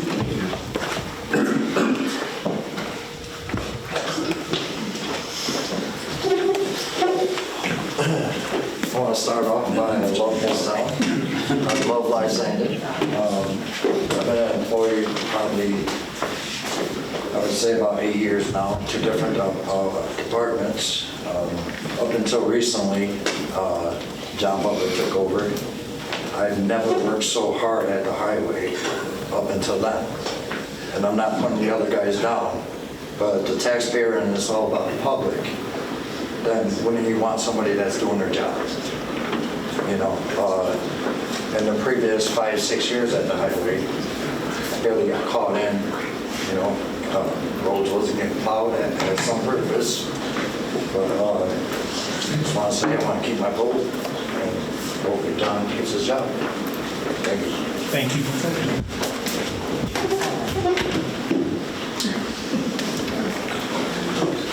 I don't know if I want to call her. Mrs. Grove. Kathy Grove. I fully agree. I've lived in the town of Lysander for years. And for all those years, I never worried about a highway superintendent until the last 8 or 10 years. Because we always had a highway guy step up. Before, up through Bruce Reeves, you knew you had somebody that knew the highway department. Unfortunately, we had a couple of years in there that they weren't a highway person. I can imagine when you had that supervisor, you had to go, I know more than this guy. I mean, I understand that. I really do. And that's the problem. And I understand Joe saying, well, it was because they made more money than the highway superintendent made. Yeah, they may have made more money, but you also didn't have to get up at 2 o'clock in the morning and get in a plow and work your butts off to make that extra money. So I see both sides of it. Nobody wants to give up a vote. You have so little say in so much now that when you get a chance to vote, and you're not giving up a vote, you're giving your chance, like they said, to vote, to knock it off the vote. Fortunately, John, when Mr. Reeves left, did step up and say, okay, I'll take it. How many people applied or is even looking at running? If John didn't step up to run in November, who were the highway department going to get to run this department? Like you've had the last couple of terms? Somebody that really wasn't qualified? I see both sides of the argument. And there's no reason that if a highway department guy wanted to be appointed, he obviously would be he would be more qualified than anybody else they got. And the one advantage to it you also have is that if it's appointed, you don't have to run every 4 years. You don't have to get on a ballot. You don't have to put up signs. You're guaranteed until the pleasure of the, again, that doesn't mean you're gonna stay. There's both sides of it. I can't honestly tell you which way I'll vote when the vote comes up because I'm torn between the two. And like I said, in previous years, it was a no-brainer. I went down and I pulled that highway superintendent because he was a highway employee. And I knew he knew the job. But we've had a couple of elections in there that they probably weren't qualified, but they were the only one that ran for the job. So what are you going to do when nobody runs for the job that knows the job? That's all, thank you. What's any different than the board? Somebody running for the board that doesn't know the job. Well, what are you going to do? Who's going to appoint the board if you don't have a board? Everyone paid for. That's what we got. That's right. Yes. I said, that's right. You get what you pay for.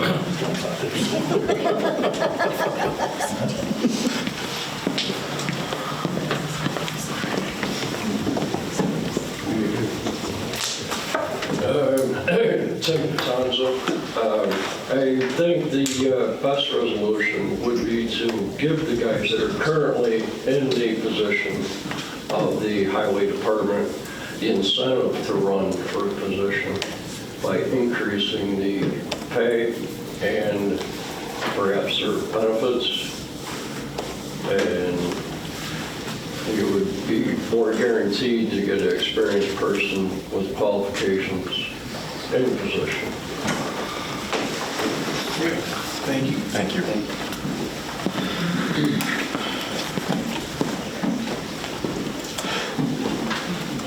Is there anyone else? Sorry, I was writing my comments. Mr. Woolsey.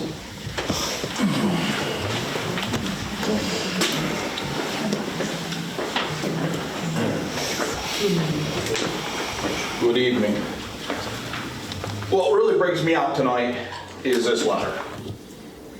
The letter that I suspect you read into the record. I wasn't here for it, but I suspect it was. Mr. Drossie's I letter? suspect this letter's been posted on our website already. Dina? Yes. This letter is one-sided. So if people don't watch this meeting tonight and hear about it and go to the website and read this, this is the perfect thing for a prosecutor. If you can get your strikes in as a prosecutor first, you're going to win the whole court battle. The one thing that is the most offensive to me in this letter, I'll be completely outright with you. The part that says the only qualification is you have to be 18 years old and a town resident. I know everybody else has already spoke of this. Fun fact. Again, a prosecutor gets that struck right out. Right in the beginning. What else can you do at 18? Drive past 9. Drive past 9. Right? Fun fact. 18 years old. Town resident. You get to join your local fire department if they vote you in. You can give your life for your community in the volunteer fire department. 18 years old. You can go to war for your country. 100%. You die for your country. The same rights that they fought for. Peter's dad fought for. My father fought for. I'm going to give you a quick little synopsis. I had a friend, if you will, joined the Navy at 18. He went to war at 19 and a half with the Naval Special Warfare Group. Came home 9 months later to California. He couldn't even drink a beer legally. So to say an 18-year-old is the only thing that in a town resident that makes you qualified for this position isn't true. Now, I've watched this movie. We've had people on the board that have been less than 21. We know how it went. Nowhere in this letter does it say the qualifications, and we know it, to be a town board member. 18, town resident. Any elected position. 100%, Mr. Supervisor. There's no telling what the future brings. I'll go with Rob, short-sighted. I know you're up against some tough things, but this isn't the right way to do it. But I understand. This is allowing the public to make the decision on the path forward. If you're going to allow the public to do this, and we spoke about it before, don't have just 2 polling places. If the board feels that this is such a great thing, open all the polling places. I listened to the workshop meeting last month. One of the board members said, I don't care how much money we have to spend to get the word out there. Yet, when I bring it up, whoa, how much that'll cost to have all the polling places? You can't have it both ways. If you're willing to spend all this money, open it up to everybody. Now granted, I know only 3,000 people are going to come vote, give or take, we all know that. But let them go to their normal polling place. Manly has had a vote to change the wards. The line was 2.5 hours long. If I come in June and it's 95 degrees out, I may or may not stand out there for 2.5 hours. Chances are I am because it's near and dear to my heart. Flip side, other people are going to leave. They're not going to exercise their right to vote. We have 13,000 registered voters, give or take. We all know. 4,500 show up. It's not a big majority. Put it out there for everybody. Well, one thing I haven't heard is how we're going to put it out there to people. We have these plans to move forward, but the board hasn't, discussed with anybody, if you will. Now, $90,000 is a great salary for most people, but it's not a great salary for 24 hours a day, 7 days a week. Find that person. That's all I got. Thank you. Is there anyone else? Well, I'm going to be short and sweet. I'm Mary. I wanted to be elected, and if you do want to go through with this, I think it should be on election day, not June 9th, so that all the voters who do vote can vote for it. Thank you.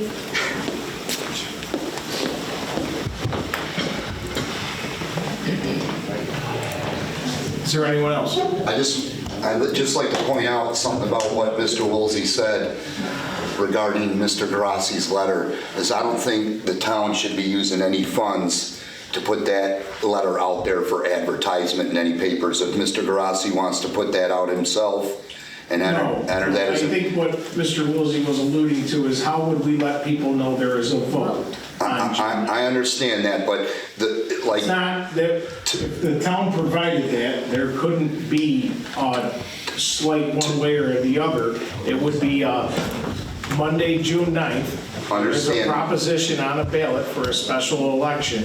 It's not going to weigh one way or the other. But the board tonight, you and what you spoke about to the public, you've advocated why you and the board are interested in going towards the appointed, and you didn't. I've only advocated that I want the public to have a say in this. Well, so don't put words in my mouth. No, you did say things about like, I've been put in this position and I'm not capable. And Bruce said he was going to leave, and therefore we got to get, and only 8 people put it in, and it wasn't from here. So you've shown all those indicators of why you think it's important to be appointed. What about the pointing out to the public why it's important to be elected and keep it the same way that not only we've had it forever, but 98% of the towns in the state are doing that? As I've stated numerous times, I'm allowing the public the opportunity to make that decision. As I've said, if it's elected after June 9th, it's elected. If it's appointed, it's a different path. This is an opportunity for the public to make a decision. If they pick the same status quo, we deal with the same status quo. And if someone gets up a year or two or complains about the highway superintendent, we can tell them, public voted to keep it elected.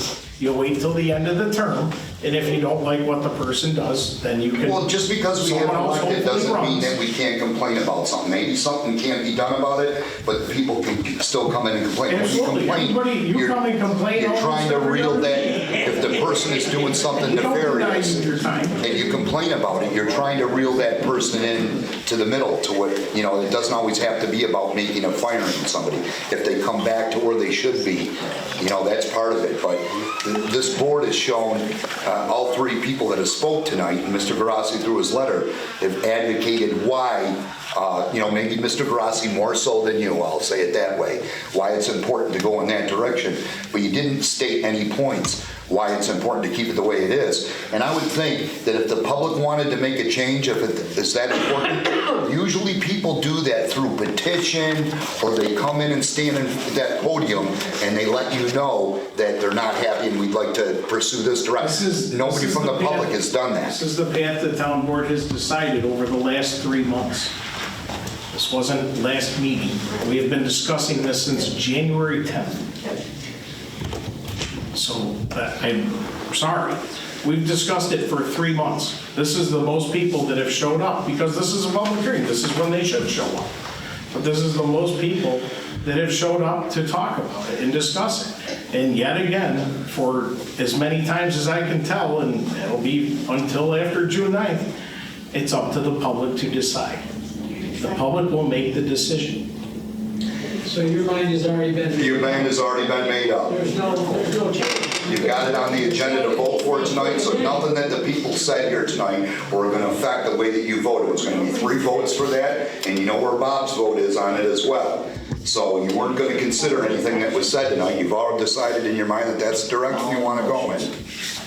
And it would be different if the public had a petition, 2, 3, 4, 5, 1,000 signatures that we're unhappy with this and we'd like to go in this direction. Or if you ran for that office that you're sitting in right now, if you would have put that on your agenda when you were out knocking on doors talking to the public, saying that, hey, we've had this elected position, it could be some issues. What I would like to do is if I get elected, we go in this direction or entertain that direction. None of that was ever put out in front of the people when any of the three of you voted or ran for office. Right, because this was something I didn't expect. If you want, I mean, I didn't expect. When Mr. Reeves resigned in 2012, I'm going to assume when the administration took over, he probably told them he was going to be done at the end of March, so they had time to find a person to appoint. What do other towns do when somebody resigns? And to that comment, people voted for that person twice. So the public also agreed with that twice.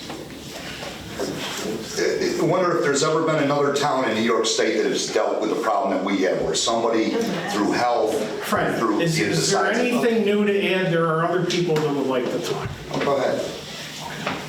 Mr. Woolsey. If I may just expound one more time, please? Quickly. Sorry. If this letter gets to stay on the website, I would ask this letter be removed from the website. Absolutely. Seeing it's only one-sided. If you're gonna allow this, then allow everybody else that sends you a letter to put it on the website if they have opposition to this letter. You can't have it both ways, that's all I'm saying. If somebody reads it, so if someone sends us a letter, we have to read it into the minutes. But you don't get to post it on the website. Shouldn't even be posted anyways. It's free. This is for one direction. It's not. So you read this into the record. Commentary. Mr. Hertel, what would be the decision? The board, the town itself is not required by law to post all possible viewpoints on any issue. The town can post what you would think of as a one-sided position on a law. If the question that you want to then pose is, well, how come? The answer is because they were elected by a majority of everyone out there to do this job, and that falls within the ambit of their authority as a board. And again, in response to the comment that was just made, the board's decision tonight simply puts the same level of trust that people have been arguing for selecting a highway superintendent in the hands of the people to determine if it will continue to be selected in that manner or if it will be appointed. So if you trust the public to elect a highway superintendent, I think, and I don't want to speak for the board members, what they're asking is then trust the public to decide if that's how we're going to continue, which is what the vote is for tonight. Well, I think Bob Barassi putting that, if that's been publicized, that's a bit of an issue. If we're going to talk, we need to come to the podium. All right. I've let this go far enough. I just one really quick comment on that, though, because Bob's putting himself out there. Because he's not here. I know, but just so the public knows. But if you put his on letter April 17th, Mr. Drossi, letters. Okay, Mr. Elf. Mr. Drossi and myself will be here. We will not have a board meeting on April 17th. We will not have a quorum. Mr. Drossi and myself will be here. It's a normal board meeting night. People can come and ask us ad infinitum any question about this that they feel, and we can wholly explain it to them.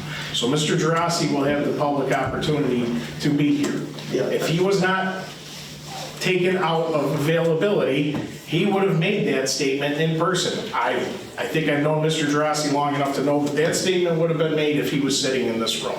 My understanding is that statement's on the website now.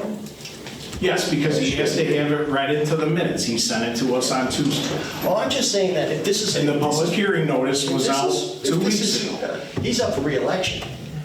If this is as potentially a contentious issue as it appears here, he's putting himself out there now. But that's the only comment I was going to make. It's a political, that's nothing to do with this. It is.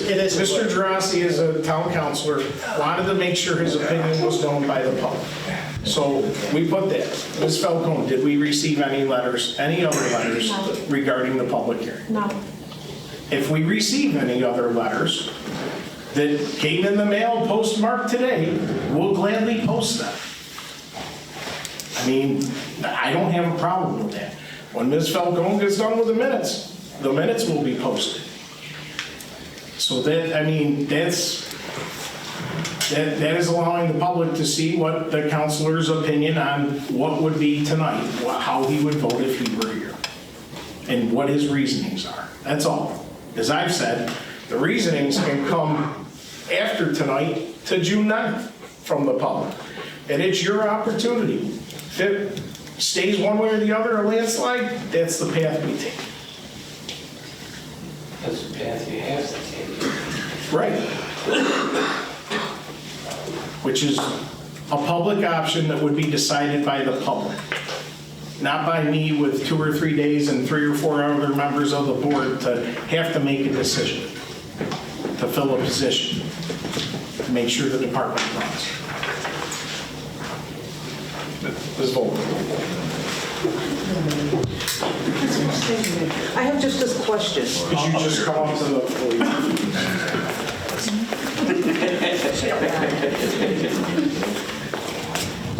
I usually sing when I come to the mic. Let's hear it. Do it in song. Okay. Oh, say you see by the dawn's early light. What is the main, maybe I missed it or I was waiting for somebody to stop talking. What is the main benefit for appointing as opposed to election? What is the main benefit to the town? Like, number one, who came up with the idea? And why did you come up with the idea? Because if you're asking the town people to consider something, usually, like, when I read the thing, I was like, okay, I understand some positions are appointed positions and some are election, but why? What is the reason? Usually there's a reason because, so what is the benefit? Well, when it got brought up on January 7th, that we got a resignation letter that was going to be effective January 10th. Normally, in most of those other departments, myself, Mr. Kudarakis is the deputy supervisor. So if I were unable to fulfill my duties for town supervisor, he would step in and take care of the town supervisor duties. Ms. Falcone is a deputy. We have run the highway department for almost 18 or 19 years without a deputy. So there is no second person other than me. When I found out, talking with the attorney, what if we don't have a highway superintendent on January 10th? Well, Mr. Road, you get to run the highway department until you find a person that could be highway superintendent.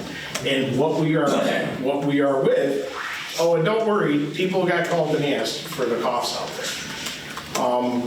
You have to be a resident of Lysander and you have to be 18 years old. Okay, which isn't a high threshold, but I wanted someone to fill the position. We were in the middle of winter, and I don't think it would have worked well with me taking care of the highway department for a weekend, let alone a longer term of time.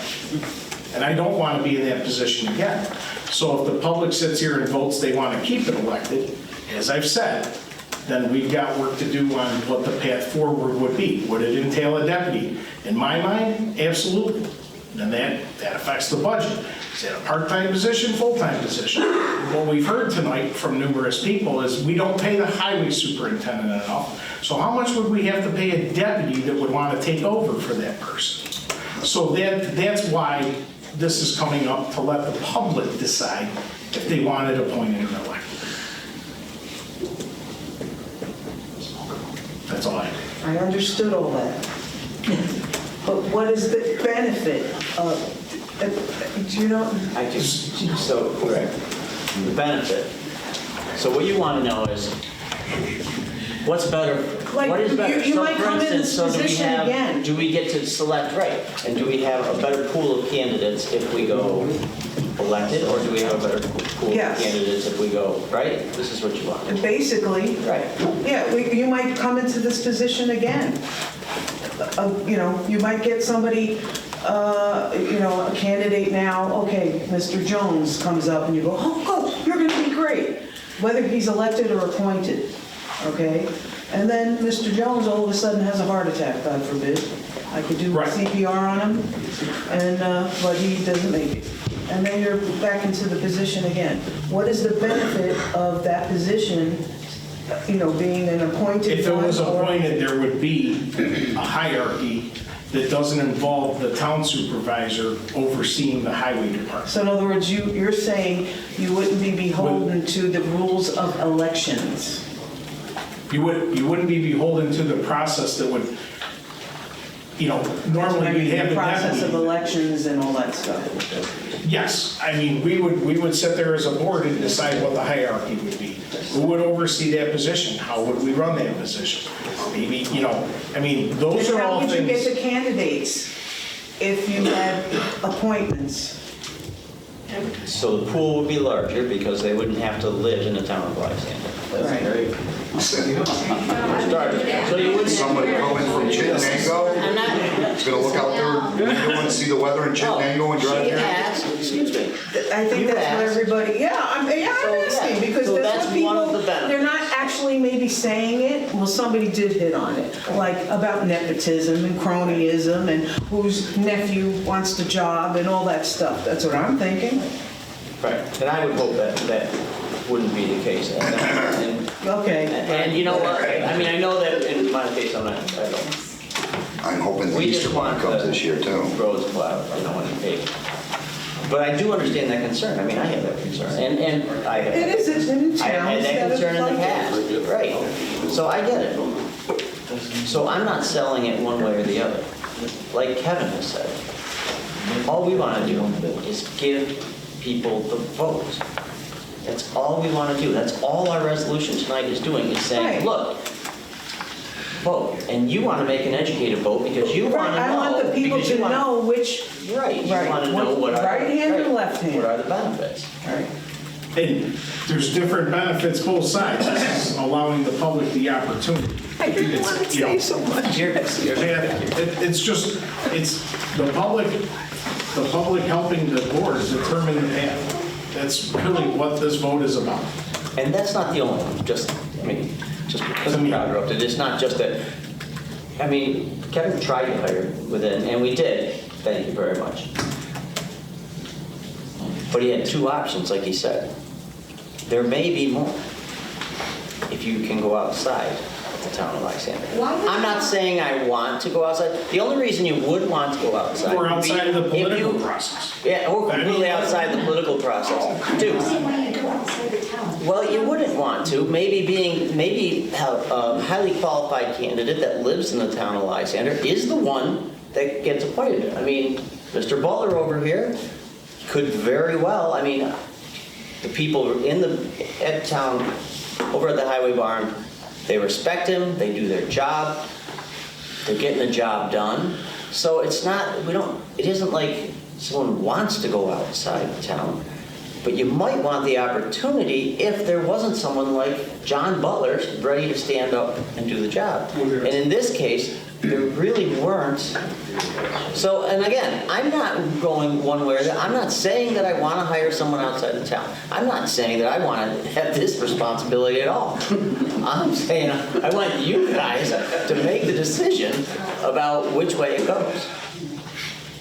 But I'm certainly not saying I want to. You have residents, you can come up to the microphone, please. If I have to, you have to. Another, So I got a question. Is there going to be, before it comes up to vote, is there going to be parameters on your job, like how long your appointment's going to be? You got so much time to move into the town, if you do get it outside the town, what the pay scale is going to be, and all that stuff going to be out there, so the people voting will know if it's going to be, appointed for 2 years, 1 year, 4 years, 5 years, how long it's going to be appointed for? At the pleasure of the board covers the term. Because we have to have that, Mr. Herkel, we have to have that information decided by when. Because we do have the... Which information exactly? Like, so, at the pleasure of the board is the description of the term of the position, which is exactly what it says. Relative to residency, no, there would not be a residency requirement if it went to appointed. Again, that would be up to the board when they're making the appointment. That's what I'm asking the board, would you guys put that in there? Or just not put it in, a person can come from wherever? The way that the law is, in the approach that the board is asked to take with the local law, no, if you make it appointed, it's up to the board to appoint them. Unlike, the reason that you're required to be a town resident for elected positions, well, I'm not going to say that it's not a consideration. That's way back when. That's not what I'm saying. That's not what it's going to be a consideration. No, I'm not saying it's that it wasn't a consideration way back when they created the law, but the simple reason is that only people who are allowed to vote if it's an elected position on that elected position are allowed to run for it. So if it's a town, you got to be in a town. If it's a county, you got to live in a county. I understand all that, but what I'm saying is that something that the board is considered? That's why I'm asking. Is that something you're considered as putting part of the stipulation in there that you got like to do with the Syracuse? That's how I'm wondering. Like Syracuse police, you got 6 months to move in and all that type of stuff. I was wondering, is that so you haven't put this in there? In a lot of appointed positions that had residency requirements have changed them to not. Right, that's how be a bordering county. That's how I was wondering if that was going to be put out there before you put up the vote, so the residents have understanding it is going to be somebody from the town. So I would spending say our money. Right now, it is not a requirement of what's being proposed to give to the public to vote on. There's not a residency requirement. In the future, if the board decided that that was an issue that they wanted to apply to this as an appointed position, assuming, and this is a big assumption, assuming the public approved it in the first place, they could add that as a requirement to the position. That's what I was wondering, considering that. But as of right now, it is not. Okay, thank you. Thank you. No one listening. Dina knows. I think that the public has to understand that the board hasn't written the job description yet. They have a semblance of a job description based on the fact it's a highway superintendent. After the public votes in June, they will sit down and write the job description. They can write in that it's preferential for someone in the town to receive the job, that they have a preferential level. They can write their template for deciding and reviewing the job, those that apply for the job. They can write that in. It takes time to write that. And if they don't have a reason to write it because the public votes this down, then they're not going to take the time to write all of that, do all that documentation. And that's the key. A lot of that stuff, everything that you've brought up, are things they can write into the job description. Is there a benefit to having someone appointed? Yes, there is a benefit. Is there? I see more that it's bad to have it elected because, as everyone has said, you don't know what you're going to get. Yes, you might have somebody who might be qualified, but in many cases, you may not. And you won't always see their qualifications. So it's a job description that has to be written. And they haven't written that job description yet with all the details if it's an appointed position, correct? So there you go. Y'all hate me for it, that's fine. Fred, I'm not, it's 8:30. I hate people who don't know the job. We've gone on about this for 2 hours. Is there anything additional to add? Yeah, Steve Power brought up a good point about if they are appointed and they don't live in the town, they're not going to have any skin in the game as far as the budget is concerned for the highway. And like Jeff pointed out that it's 3/4 of the budget, or whether it's 60% or 52, they're going to be You agree with Mr. Power? dictating a budget that they're not going to have to pay into, but the taxpayers are responsible for. And then the other point is, you're asking the public to give up our agency, okay, to go and vote for an appointed position where it wouldn't be elected anymore. And I think if a citizen has an opinion about that one way or another, it's perfectly fine to send a letter to the town clerk or send a letter to the messenger advocating one way or the other. But it's a completely different ball of wax when you got an elected official like Bob Garassi who's producing this one-sided document and then asking it to be put on the town websites. I don't think that's professional. He shouldn't be, it's okay if you advertise, hey, we're gonna have a vote on this day for this thing. But to push somebody in the direction of why they think it's important. Thank you. Is there anything additional? It's just not professional. I'm not willing to take it off. Is there anything additional from you? You had your, not? Me? Yes. Yeah, I have a quick question about this. So you said that if you had found another highway superintendent after the resignation, that you would have been in charge of the highway, correct? I would have had the duties of making sure the highway department. But you told everybody that you didn't know that job to be able to do that. Why would appointing this position under someone that doesn't know the position be beneficial to the citizens of Lysander? What I stated about not knowing the job, do you know the depth of the right tarvia placement on roads? I'm asking you. This is a question. Do I? Do you know the proper depth? Do you know how to follow the pavement? These are all things that there's more to the highway department than looking outside and see if it snows to make sure the employees come in, hopefully come in to report to work. Oh, I understand that. I was just... And making sure at 2 o'clock in the morning, did everybody come in? Do we have plows short? Our plows broke down.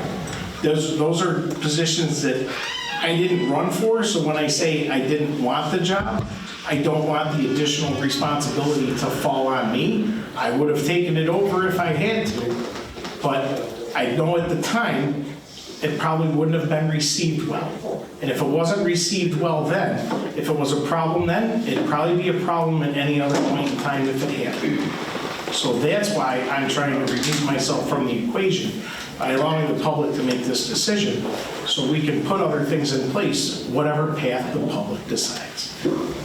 I understand that. I was just curious on what the board's reasoning would be. None of you have background in highway. I think there's why that would be beneficial to appoint someone that would be under you for you to direct them on that would follow. I can't direct the town.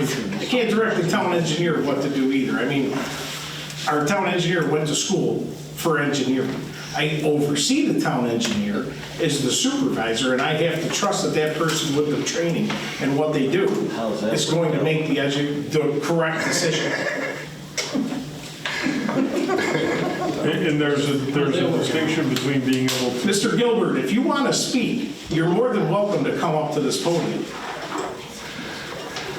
There's a distinction also, just worth pointing out, between being able to do the job or being qualified to evaluate someone's resume, their qualifications, their experience, which would give you an indication that they are capable of doing the job. Could somebody fluff that up? Yes. Lie about it? Of course they could, certainly. Just like anybody who is running for an office could overstate their qualifications while they're out there trying to garner votes. No different. You had that 3 times in a row. Yeah, so but it's a distinction between can I do the work or am I qualified because I have gone through the process of hiring people like the board has, like the supervisor has, numerous times over the years to evaluate what people are presenting in the documentation. I think a lot so of it's people, a little, just a slight difference between. And I honestly, this is nothing bad about the board. I think people, when they look at as a point, especially in a position like this and taking away the voting to take away people's rights to vote on this position, I think they look at it as the board wants to control what that appointed person does. Whether you do that or not, that's beside the point. But I think that's how people look at it. That you want to get someone in there that you can say, oh, hey. No, we want the public, yet again, to determine the path. The board's not making the decision, the board's putting it out to the public. The board would be making the decision of who the Mr. appointee Birch, is, do you not the want to public. speak? If it's not anything new, you can sit The down. board would be making the decision of who that appointment is. It's not the public, so the public, Yes, you've already the public would explained lose it. their So make agency a valid immediately as soon as we handed that to you. Thank you. Is there anyone else willing to speak or that would like to speak? We will close the public hearing at 8:39 PM. Can I get a motion to close the public hearing? I'll second that. All in favor? 8:39. All in favor?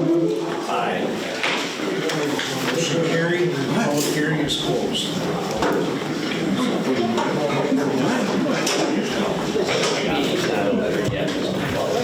Would someone like, would people like an opportunity to leave before we start the regular agenda items?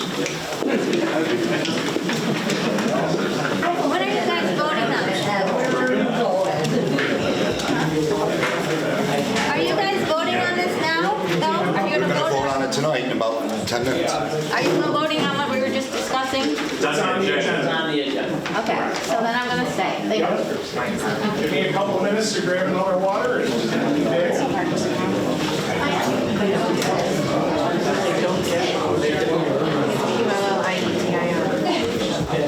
See how our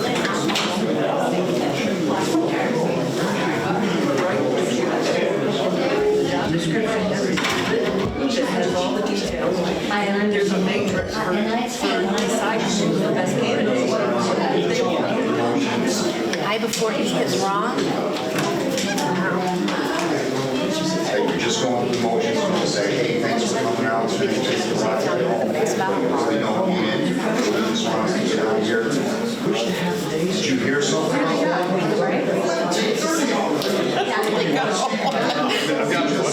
got MS. Yeah, I got some email. I got your thing done for tomorrow. I got nothing done. I got half the minutes done. I got half the minutes done. I got your certified things done.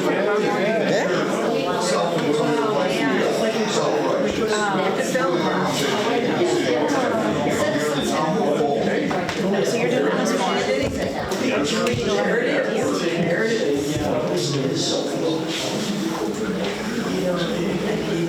Just come this versus arguing against the points that people are making. Well, that's because people are they're way up. It's a vote. They haven't made it. They don't want to make it. So, just, you gotta take that into consideration. Okay.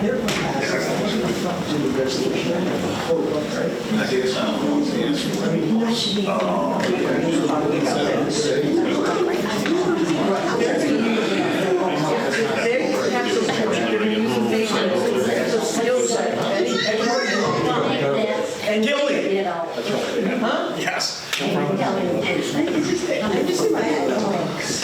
They're gonna weight the different things. Right, Andy? Right, Jess? You're gonna make sure what the. No, that's tired. It's just in my head. I can't talk, but in my head, I am screaming arguments back. It's some of the stuff that's going on. I know. Well, it's funny because when you sit and you don't, I think you have to take it all in, and But I don't hear what I explain. Yeah, I know. No, you just listen, and everybody has an opinion. Well, you don't have a right to have an opinion.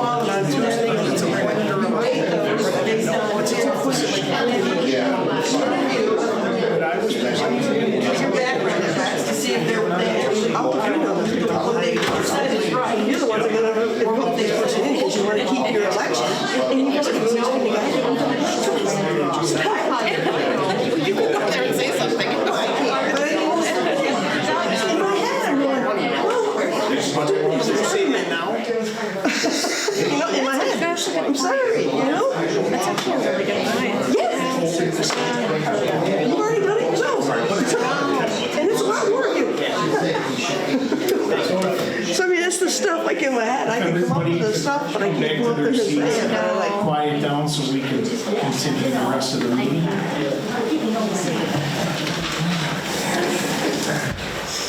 Next up on the agenda, thank you very far, citizens' comments. And what I would like to tell people, let me go back to the agenda.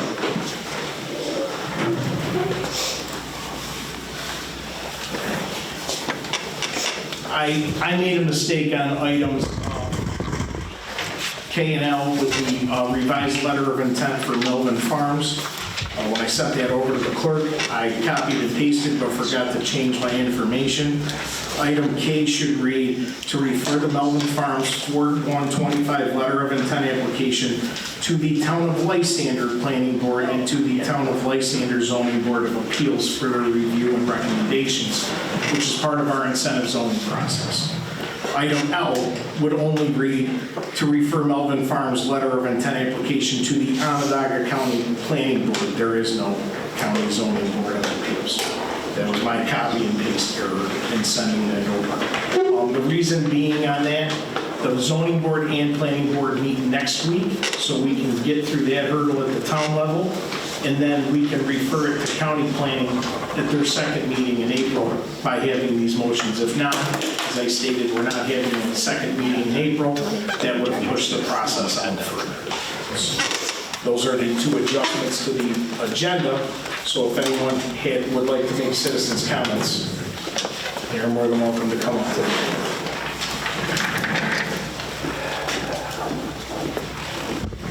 I don't know if you're correct. The planning board meeting minutes that they handed Monday night said they would not be having another planning board meeting until May 8th. They didn't say anything about another meeting in March. There's an April meeting. They're meeting in April. They're meeting next Thursday. Oh, okay. Well, I know the letter they gave me said the next meeting would be May. Yeah.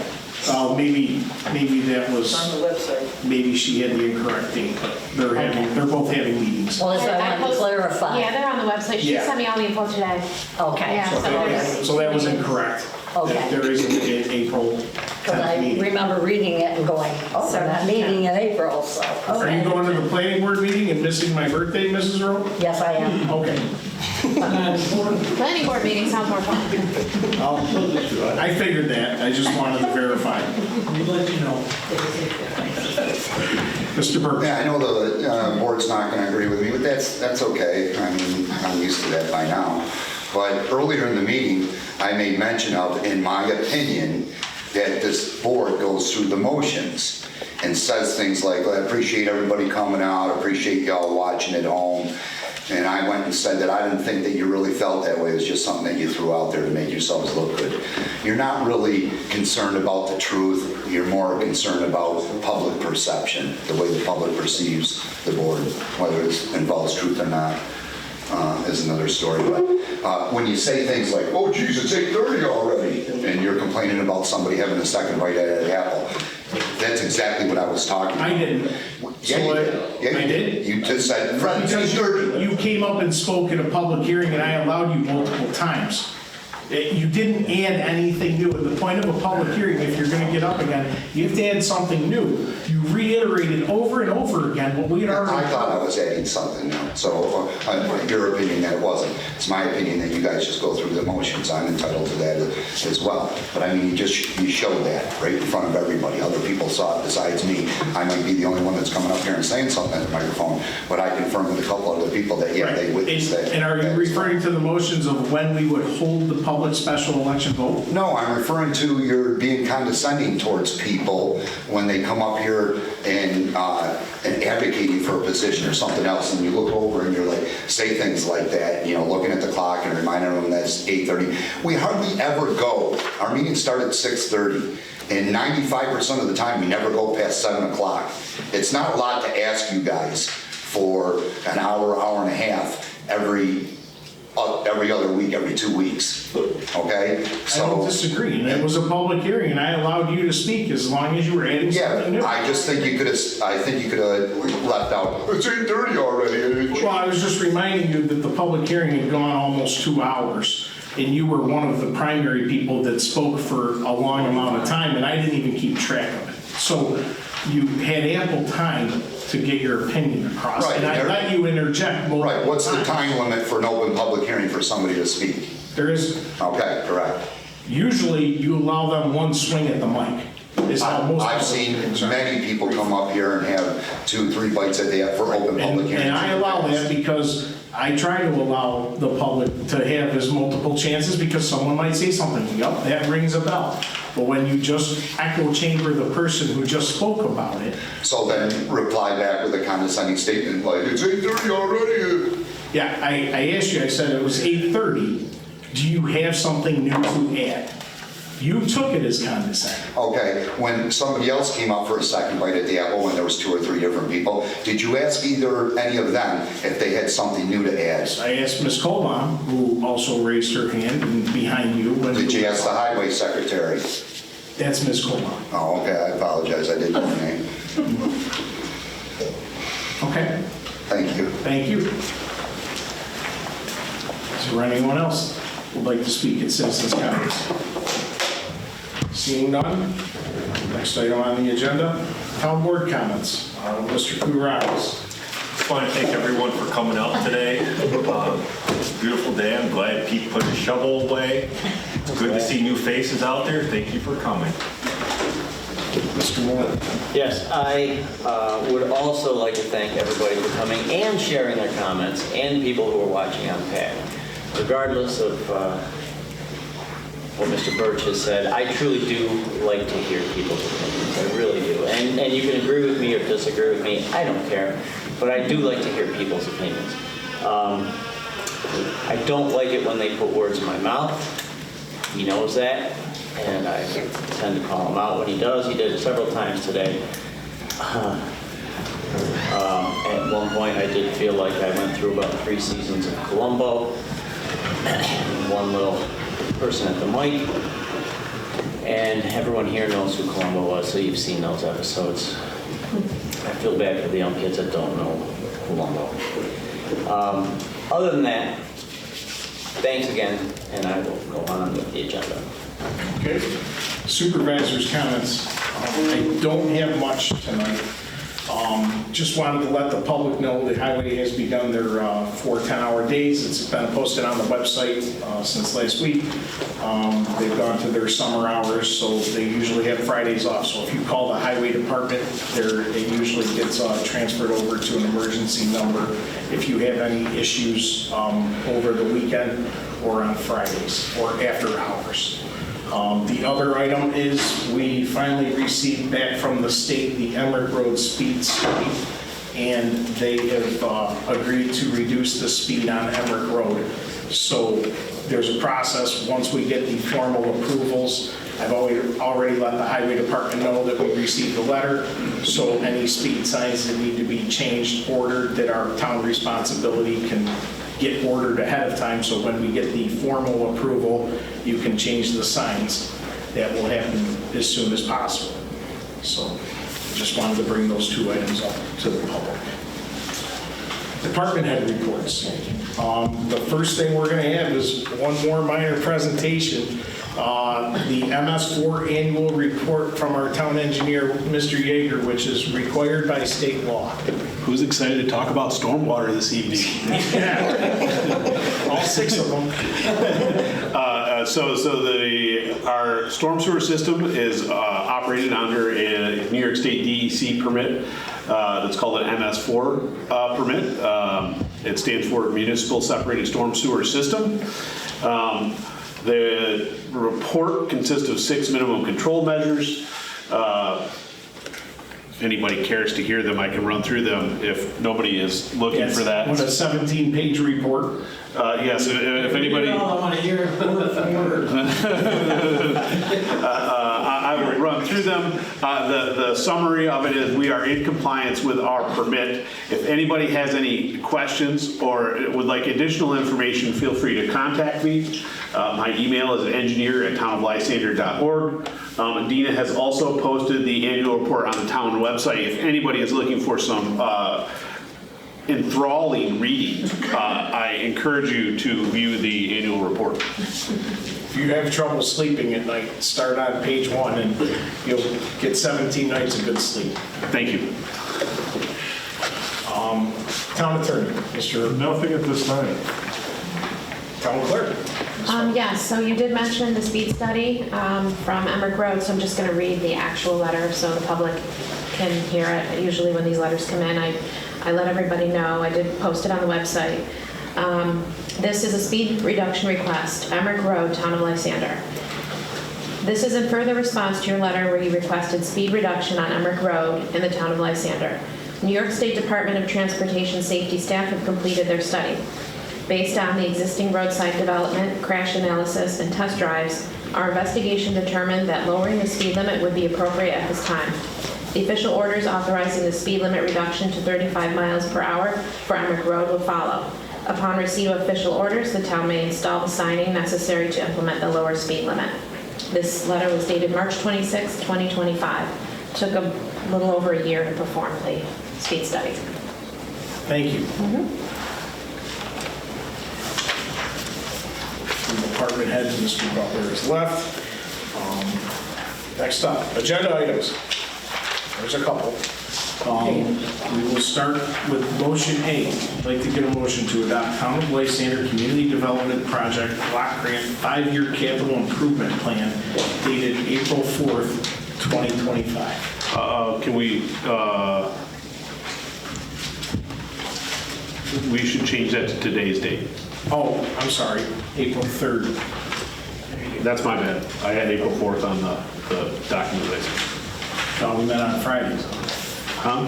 Thought we met on Fridays. Huh? Yeah. That's okay. So dated April 3rd, 2025. Can I get a motion? I'll move it. I will second. Okay. Discussion. As everybody had heard, this is federal grant money we're trying to get and improve the town hall, which is within the block grant that allows this use. All in favor? Aye. Aye. All yes, motion carried.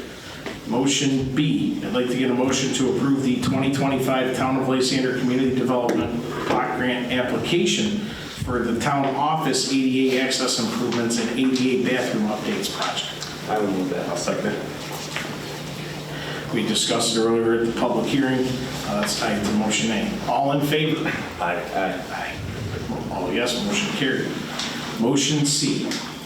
I'd like to get a motion to adopt a local law to transition the position of highway superintendent from elected to appointed, thereby allowing the town board to appoint the highway superintendent, who shall serve at the pleasure of the town board, commencing on January 1st, 2026. I'll move it. I will second it. This local law is subject to a mandatory public referendum. Should we add that to the, yeah, okay, sorry. This local law is subject to a mandatory referendum for town law. Discussion, as we had heard from numerous people at the public hearing. The reasoning for this I had stated previously with the position we were in at the beginning of the year. This is, to allow the public to have the opportunity to decide the path forward. That's my position on it. And before we vote, I will say as well, my vote will be to give the people the vote, not to take it away, to give the people the right to determine the direction that we go, so that the board knows what direction the community would like. That will be my vote. Mr. Rurex, do you have anything else to add? No. Okay. All in favor? Aye. Aye. All yes, motion approved. Motion D, I'd like to get a motion to authorize the town supervisor to sign the Veteran Outreach Coordinator intermunicipal agreement with the town of Van Buren for 2025. I will move that. I'll second it. Discussion. A couple months ago, I explained to the town board that I had met with Van Buren and we had discussed a Veteran Outreach Coordinator.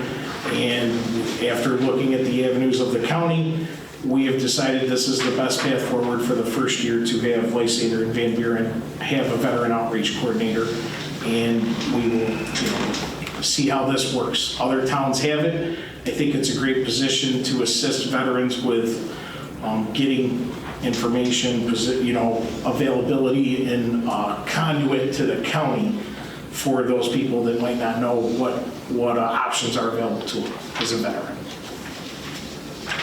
Is there any other discussion? And this is a one-year agreement. The rough dollar amount is about $13,000 a year, so it's about $6,500 of a town of Lysander contribution. All in favor? Aye. Motion carried. Motion E. I'd like to get a motion.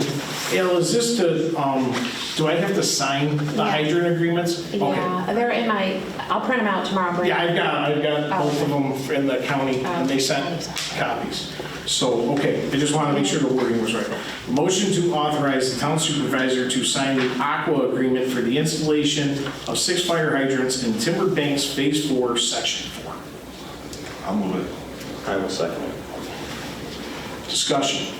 Mr. Yeager, could you just explain quickly to the residents what these two resolutions are for? So this is the next phase of Timber Bank. Sorry. This is the next phase of Timber Banks. The contract drawings were previously approved by the town board.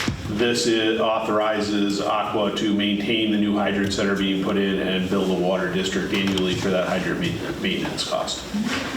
And the same thing with the next motion. Correct. Thank you. All in favor? Aye. All yes, motion carried. Motion F, I'd like to get a motion to authorize the town supervisor to sign the Aqua agreement for the installation of 3 fire hydrants in Whitetail Woods, Section D. Sorry. Go ahead. I'll move it. I'll second it. Okay, discussion, as we just talked about for motion E, it's the same requirement of the county when we put the hydrants in. All in favor? Aye. All yes, motion carried. Motion G, I'd like to get a motion to authorize the town supervisor to sign the intermunicipal letter of understanding, including Van Buren, and the joint LWRP with the town of Lysander and the village of Baldwinsville. I'll move it. I will second it. Okay, discussion. We have been working on this LWRP for 6 years. In 2019, the board, Van Buren didn't want to be in, since then things changed, to include them in our joint waterfront plan. We had to jump through some hoops. This is one of the hoops we have to jump through to include them. At the end of the day, the RFP came in at the same dollar amount, including Van Buren. There was no additional cost. We have a grant from New York State for $120,000 to cover a majority of the work the county is offering in kind services. Once we get through the hoops of signing off for the state, then we can actually have the waterfront committee start meeting. All in favor? Aye. Motion carried. Motion H. I'd like to get a motion to authorize the town supervisor to sign the water chestnut hand pulling permit. I'll second it. Discussion. I just wanted to bring this up publicly. Most people know the water chestnut problem on the Seneca River. We are going to try to set up a meeting with Onondaga County to be recorded from PAC-B to give everybody an update this year for what the 2025 plan is and how things did in 2024 with early remediation. Most of this, all of this is done by Onondaga County and some additional help. So this is Mark Berger, who oversees Onondaga County Soil and Water, has been very good at trying to help the problem we have where we are on the Seneca River. We're trying to get with other municipalities about taking it upstream to stop the downstream problem. All in favor? Aye. Motion carried. Oh, yes. Motion I. I'd like to get a motion to approve the updated cemetery fees for burials in Chase Cemetery beginning May 1st, 2025. I'll move it. I will second it. Do you want me to explain a little bit? Yeah, discussion. Ms. Falcone. Okay. So every year I was, we're close to the same fees for the cemetery, and we came a little bit below, a lot below in our burials. So I upped the fees for ashes and full burials, $100. And then I did like the square footage, like a quarter, 75 cents or something like that. We don't have a lot of burials, but just the cost alone, and our sexton does hand dig the graves. So we also had on there that we have seasonal burials, and so we were charging for that, but we're not doing off-season burials anymore, so I took that completely out. So we had a little issue where someone wanted to bury somebody in early March, and our sexton had had knee surgery, and he hand digs, and the ground was frozen, so there were some issues there. So I just thought I would fix it, and we would change the fees. But usually they're done like the first week of January anyway, so I'll keep those fees the same next year. But this is effective May 1st. Yeah, well, this is part of the organizational agenda with our fees. So that's why we have to jump through this hoop and defining better the terms of burials. New York State cemetery law requires you to bury outside of exceptional circumstances. So that's why we're defining when we will bury. Yeah. All in favor? Aye. Aye. Aye. Aye. All yes, motion approved. I'd like to get a motion to regretfully accept the resignation of Grace Collins as court clerk effective 4/18/2025. I'll move that. I'll second that. Discussion. Ms. Collins has been with us for a few years now, and she's on to different things. Not going to say better, because she was a great employee and she loved working for the town, but opportunities arise. All in favor? Aye. Aye. Motion carried. Motion K. I'd like to get a motion to refer the Melvin Farm 4125 letter of intent application to the Town of Lysander Planning Board and to the Town of Lysander Zoning Board of Appeals for the reviews and recommendations. I'll move it. I will second it. Discussion. The Melvin Farms has given us a revision on the letter, revised letter of intent. All of that will be put up on the website when we have the digital formats. It's actually up to Is it up already? Okay, you had them? Yeah. Okay, so that's up for the public to peruse. Once I get with the developers and set up a time, probably in May, we'll reconvene the public hearing in that regard. All in favor? Aye. All yes, motion carried. Motion L. I'd like to refer the Melvin Farms 4125 letter of intent application to the Onondaga County Planning Board for their review and recommendations. I'll move that. No, it's the county. It's got to go to the county. I moved it. I'll second it.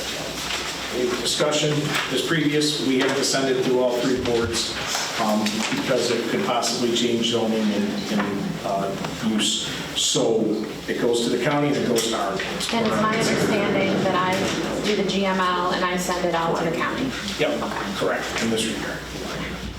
All in favor? Aye. Aye. Aye. Yes, motion carried. Okay. Motion M. I'd like to get a motion to authorize the town supervisor to sign the lease agreement for 3071 Belgium Road, Baldwinsville, New York, between the town of Lysander and the state of New York.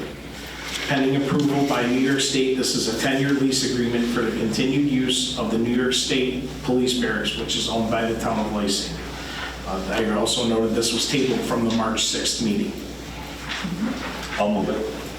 I will second it. Rackus, Councilor Moore. Discussion. The discussion on this, we had an interest for an access easement. We wanted to make sure it was going to get through the lease the first time. We held it off. That interest has since waned. So we're signing the current lease agreement with the New York State Police, which will then go off to the Office of Budget to decide if the rent agreement would be approved. We assume it will be, but we'll hear back from them probably in May. All in favor? Is that on the, was that lease on the website? Yeah, it's under the, We tabled it from March 6th. But It's been on the website since March 6th. I have a copy of it here if you want a paper copy. No, that's Oh, okay. I didn't see it, so I can't really, The rent starts at roughly $4,000 a month going back to January, and then increases after 5 years to like roughly $4,400 a month. But the terms are much better than the situation they had previously. The previous terms were $983 a month for 20 years. So yes, they are. It's kind of good to get that out in the public. The intent is to cover our costs. They don't want to be in the real estate business. We don't want to be in the giving business for providing other services. So any additional funds will be set off aside for that property to be used for the upkeep. We have certain parts that we have to take care of. We have to paint so many years, we got to take care of the floor, we got to take care of the outside, so that's going to offset those costs. Yep. You guys' original lease was pretty onerous. Yes, it was. All in favor? Aye. Aye. Oh, yes, motion carried. New business. Okay, new business? We should set a date. I just think since there's not going to be a board meeting on April 7th. We would not meet again until May 1st. Okay, so in order to, the town has the requirement that at least 20 days before the special election, which you've already stated is going to be held on June 9th, and where it's going to be held, to adopt a resolution memorializing that fact, at least 20 days before. So we could do it on May 1st, or if you want to add it as new business, since May 1st is 20 days at least before June 9th, we could do it then. Or if you want to add it as new business tonight, we can adopt that resolution, which I believe is part of the packet, at least that I was provided. Right. If we adopt it, we wouldn't have time to try to decide if we want to add additional. Because we have to have that named. Not entirely true. No, if you adopted it tonight, you could amend it on May 1st to add another one or more locations. I was looking for, if I get this up here, but I don't have the agreement in what Dina had on the website. Yeah, the resolution should be out there. It's under, it might be separate too, it might be under a notice, it could be under notices. Oh, if I go to the website. Oh, yeah, it's, yeah. I mean, so we could amend it if we could choose to add additional. As long as it's more, the amendment would be fine as long as it's more than 20 days before the election. So if you were going to amend it to add additional locations, you could do that May 1st. I guess one factor to be considered with the resolution, and maybe it's a factor dictating wait until May 1st to do it, Scroll down. is that the town clerk actually pursuant to the resolution publishes a notice to say where and when the election is going to be. So again, it's only got to be 20 days before. I think the initial plan was probably to do it at the second board meeting in April, but that's only recently been determined that there won't be a quorum. Right. So we can do it May 1st. We've got it up on the website. We've stated it publicly anyway. We just wanted to give the board the option. The difficulty is it's not a difficulty, the additional expense. The window gets closed. Well, the window gets closed after 20 days, so May 1st is still plenty of time. If we adopt it tonight, Dina's going to have to do a publication, and then if we amend it on May 1st, she's going to have to do a second. So if the board feels that that would be more confusing or less helpful than waiting until May 1st, we can wait. I just wanted to make sure you were aware of that. So the public understands, for those in attendance and those that will be watching on PAC-B that didn't stick around for the marathon. We had determined, because people had brought up that Manlius' special election for the ward district was only one location, and I just want to explain to everybody. Town of Manlius decided to hold an election from 9 a.m. to 5 p.m. and only hold it at the Town of Manlius Town Hall. I reached out to Beaver Lake Nature Center, which is a normal polling location for Town of Lysander residents on the west side of town. Covers a majority of those districts on that side of town now, with the closure of Little Utica polling location. They are willing to open up for us. I could probably ask them if we wanted to run it from 9 a.m. to 9 p.m. And it's up, now the town clerk runs this election. So the answer of, Town of Manlius had about 8,000 people vote.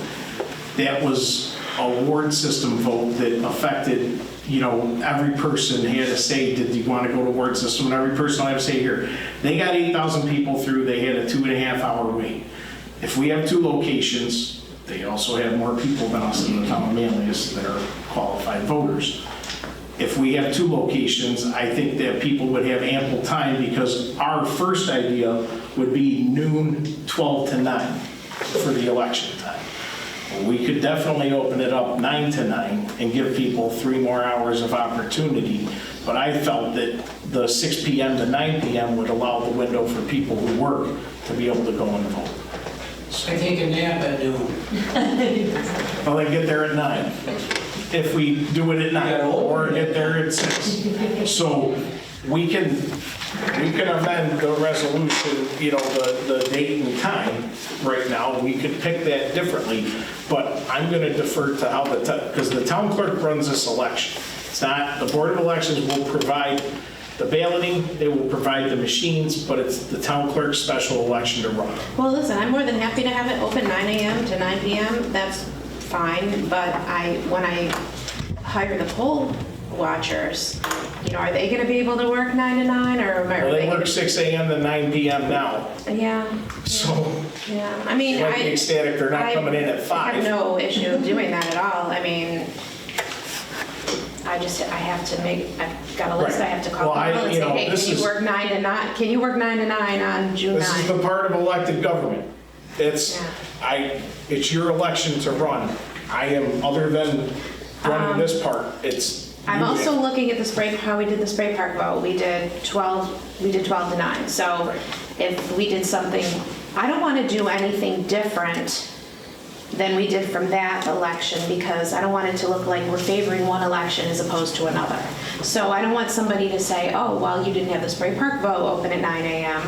Why are you? I think we're going to get that anyway. Well, probably, but we could probably all write a name down. But I want everything to be fair, and I just don't want I don't want to add to that liability, or you know what I mean. I don't want it to come back on us that we're not. Well, 2 people on the spray park are on the board, so you don't need to worry about that. Well, I just looked at, I don't think we need additional locations. Yeah. I think 2 locations could cover if we had more time, or I think with the noon to 9 would give everybody an opportunity, the people who are available during the day, the people who are available after work.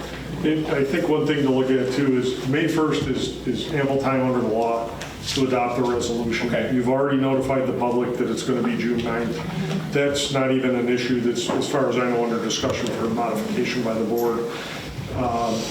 No, and that isn't because of staying away from primary day. Sure. And if you stay away from primary day, you've got to stay away from all of the things that take place at Board of Elections after primary day, counting votes, special things. So now that at least we've discussed it, we've notified the public of it, the board is well within its rights in appropriate approach to say, let's do it on May 1st, then we'll know exactly how many locations and exactly, we have a proposed wording for a proposition in this. I'm sure that's fine. Do And it May gives the 1st. public enough time to look at it also and It absorb does, it. for people to comment, and public comment in the Yeah. May 1st meeting if they want to talk about the resolution and the locations. Okay. Yeah. That works. I just wanted to make sure we discussed that. That gives everybody more opportunity. So we won't have any new business. We'll wait until May 1st, and we'll, have the more information. What? I'll talk to you later. Okay. So that being said, there's nothing else. No executive session tonight. Can I get a motion to end the meeting at 9:17 p.m.? I would say.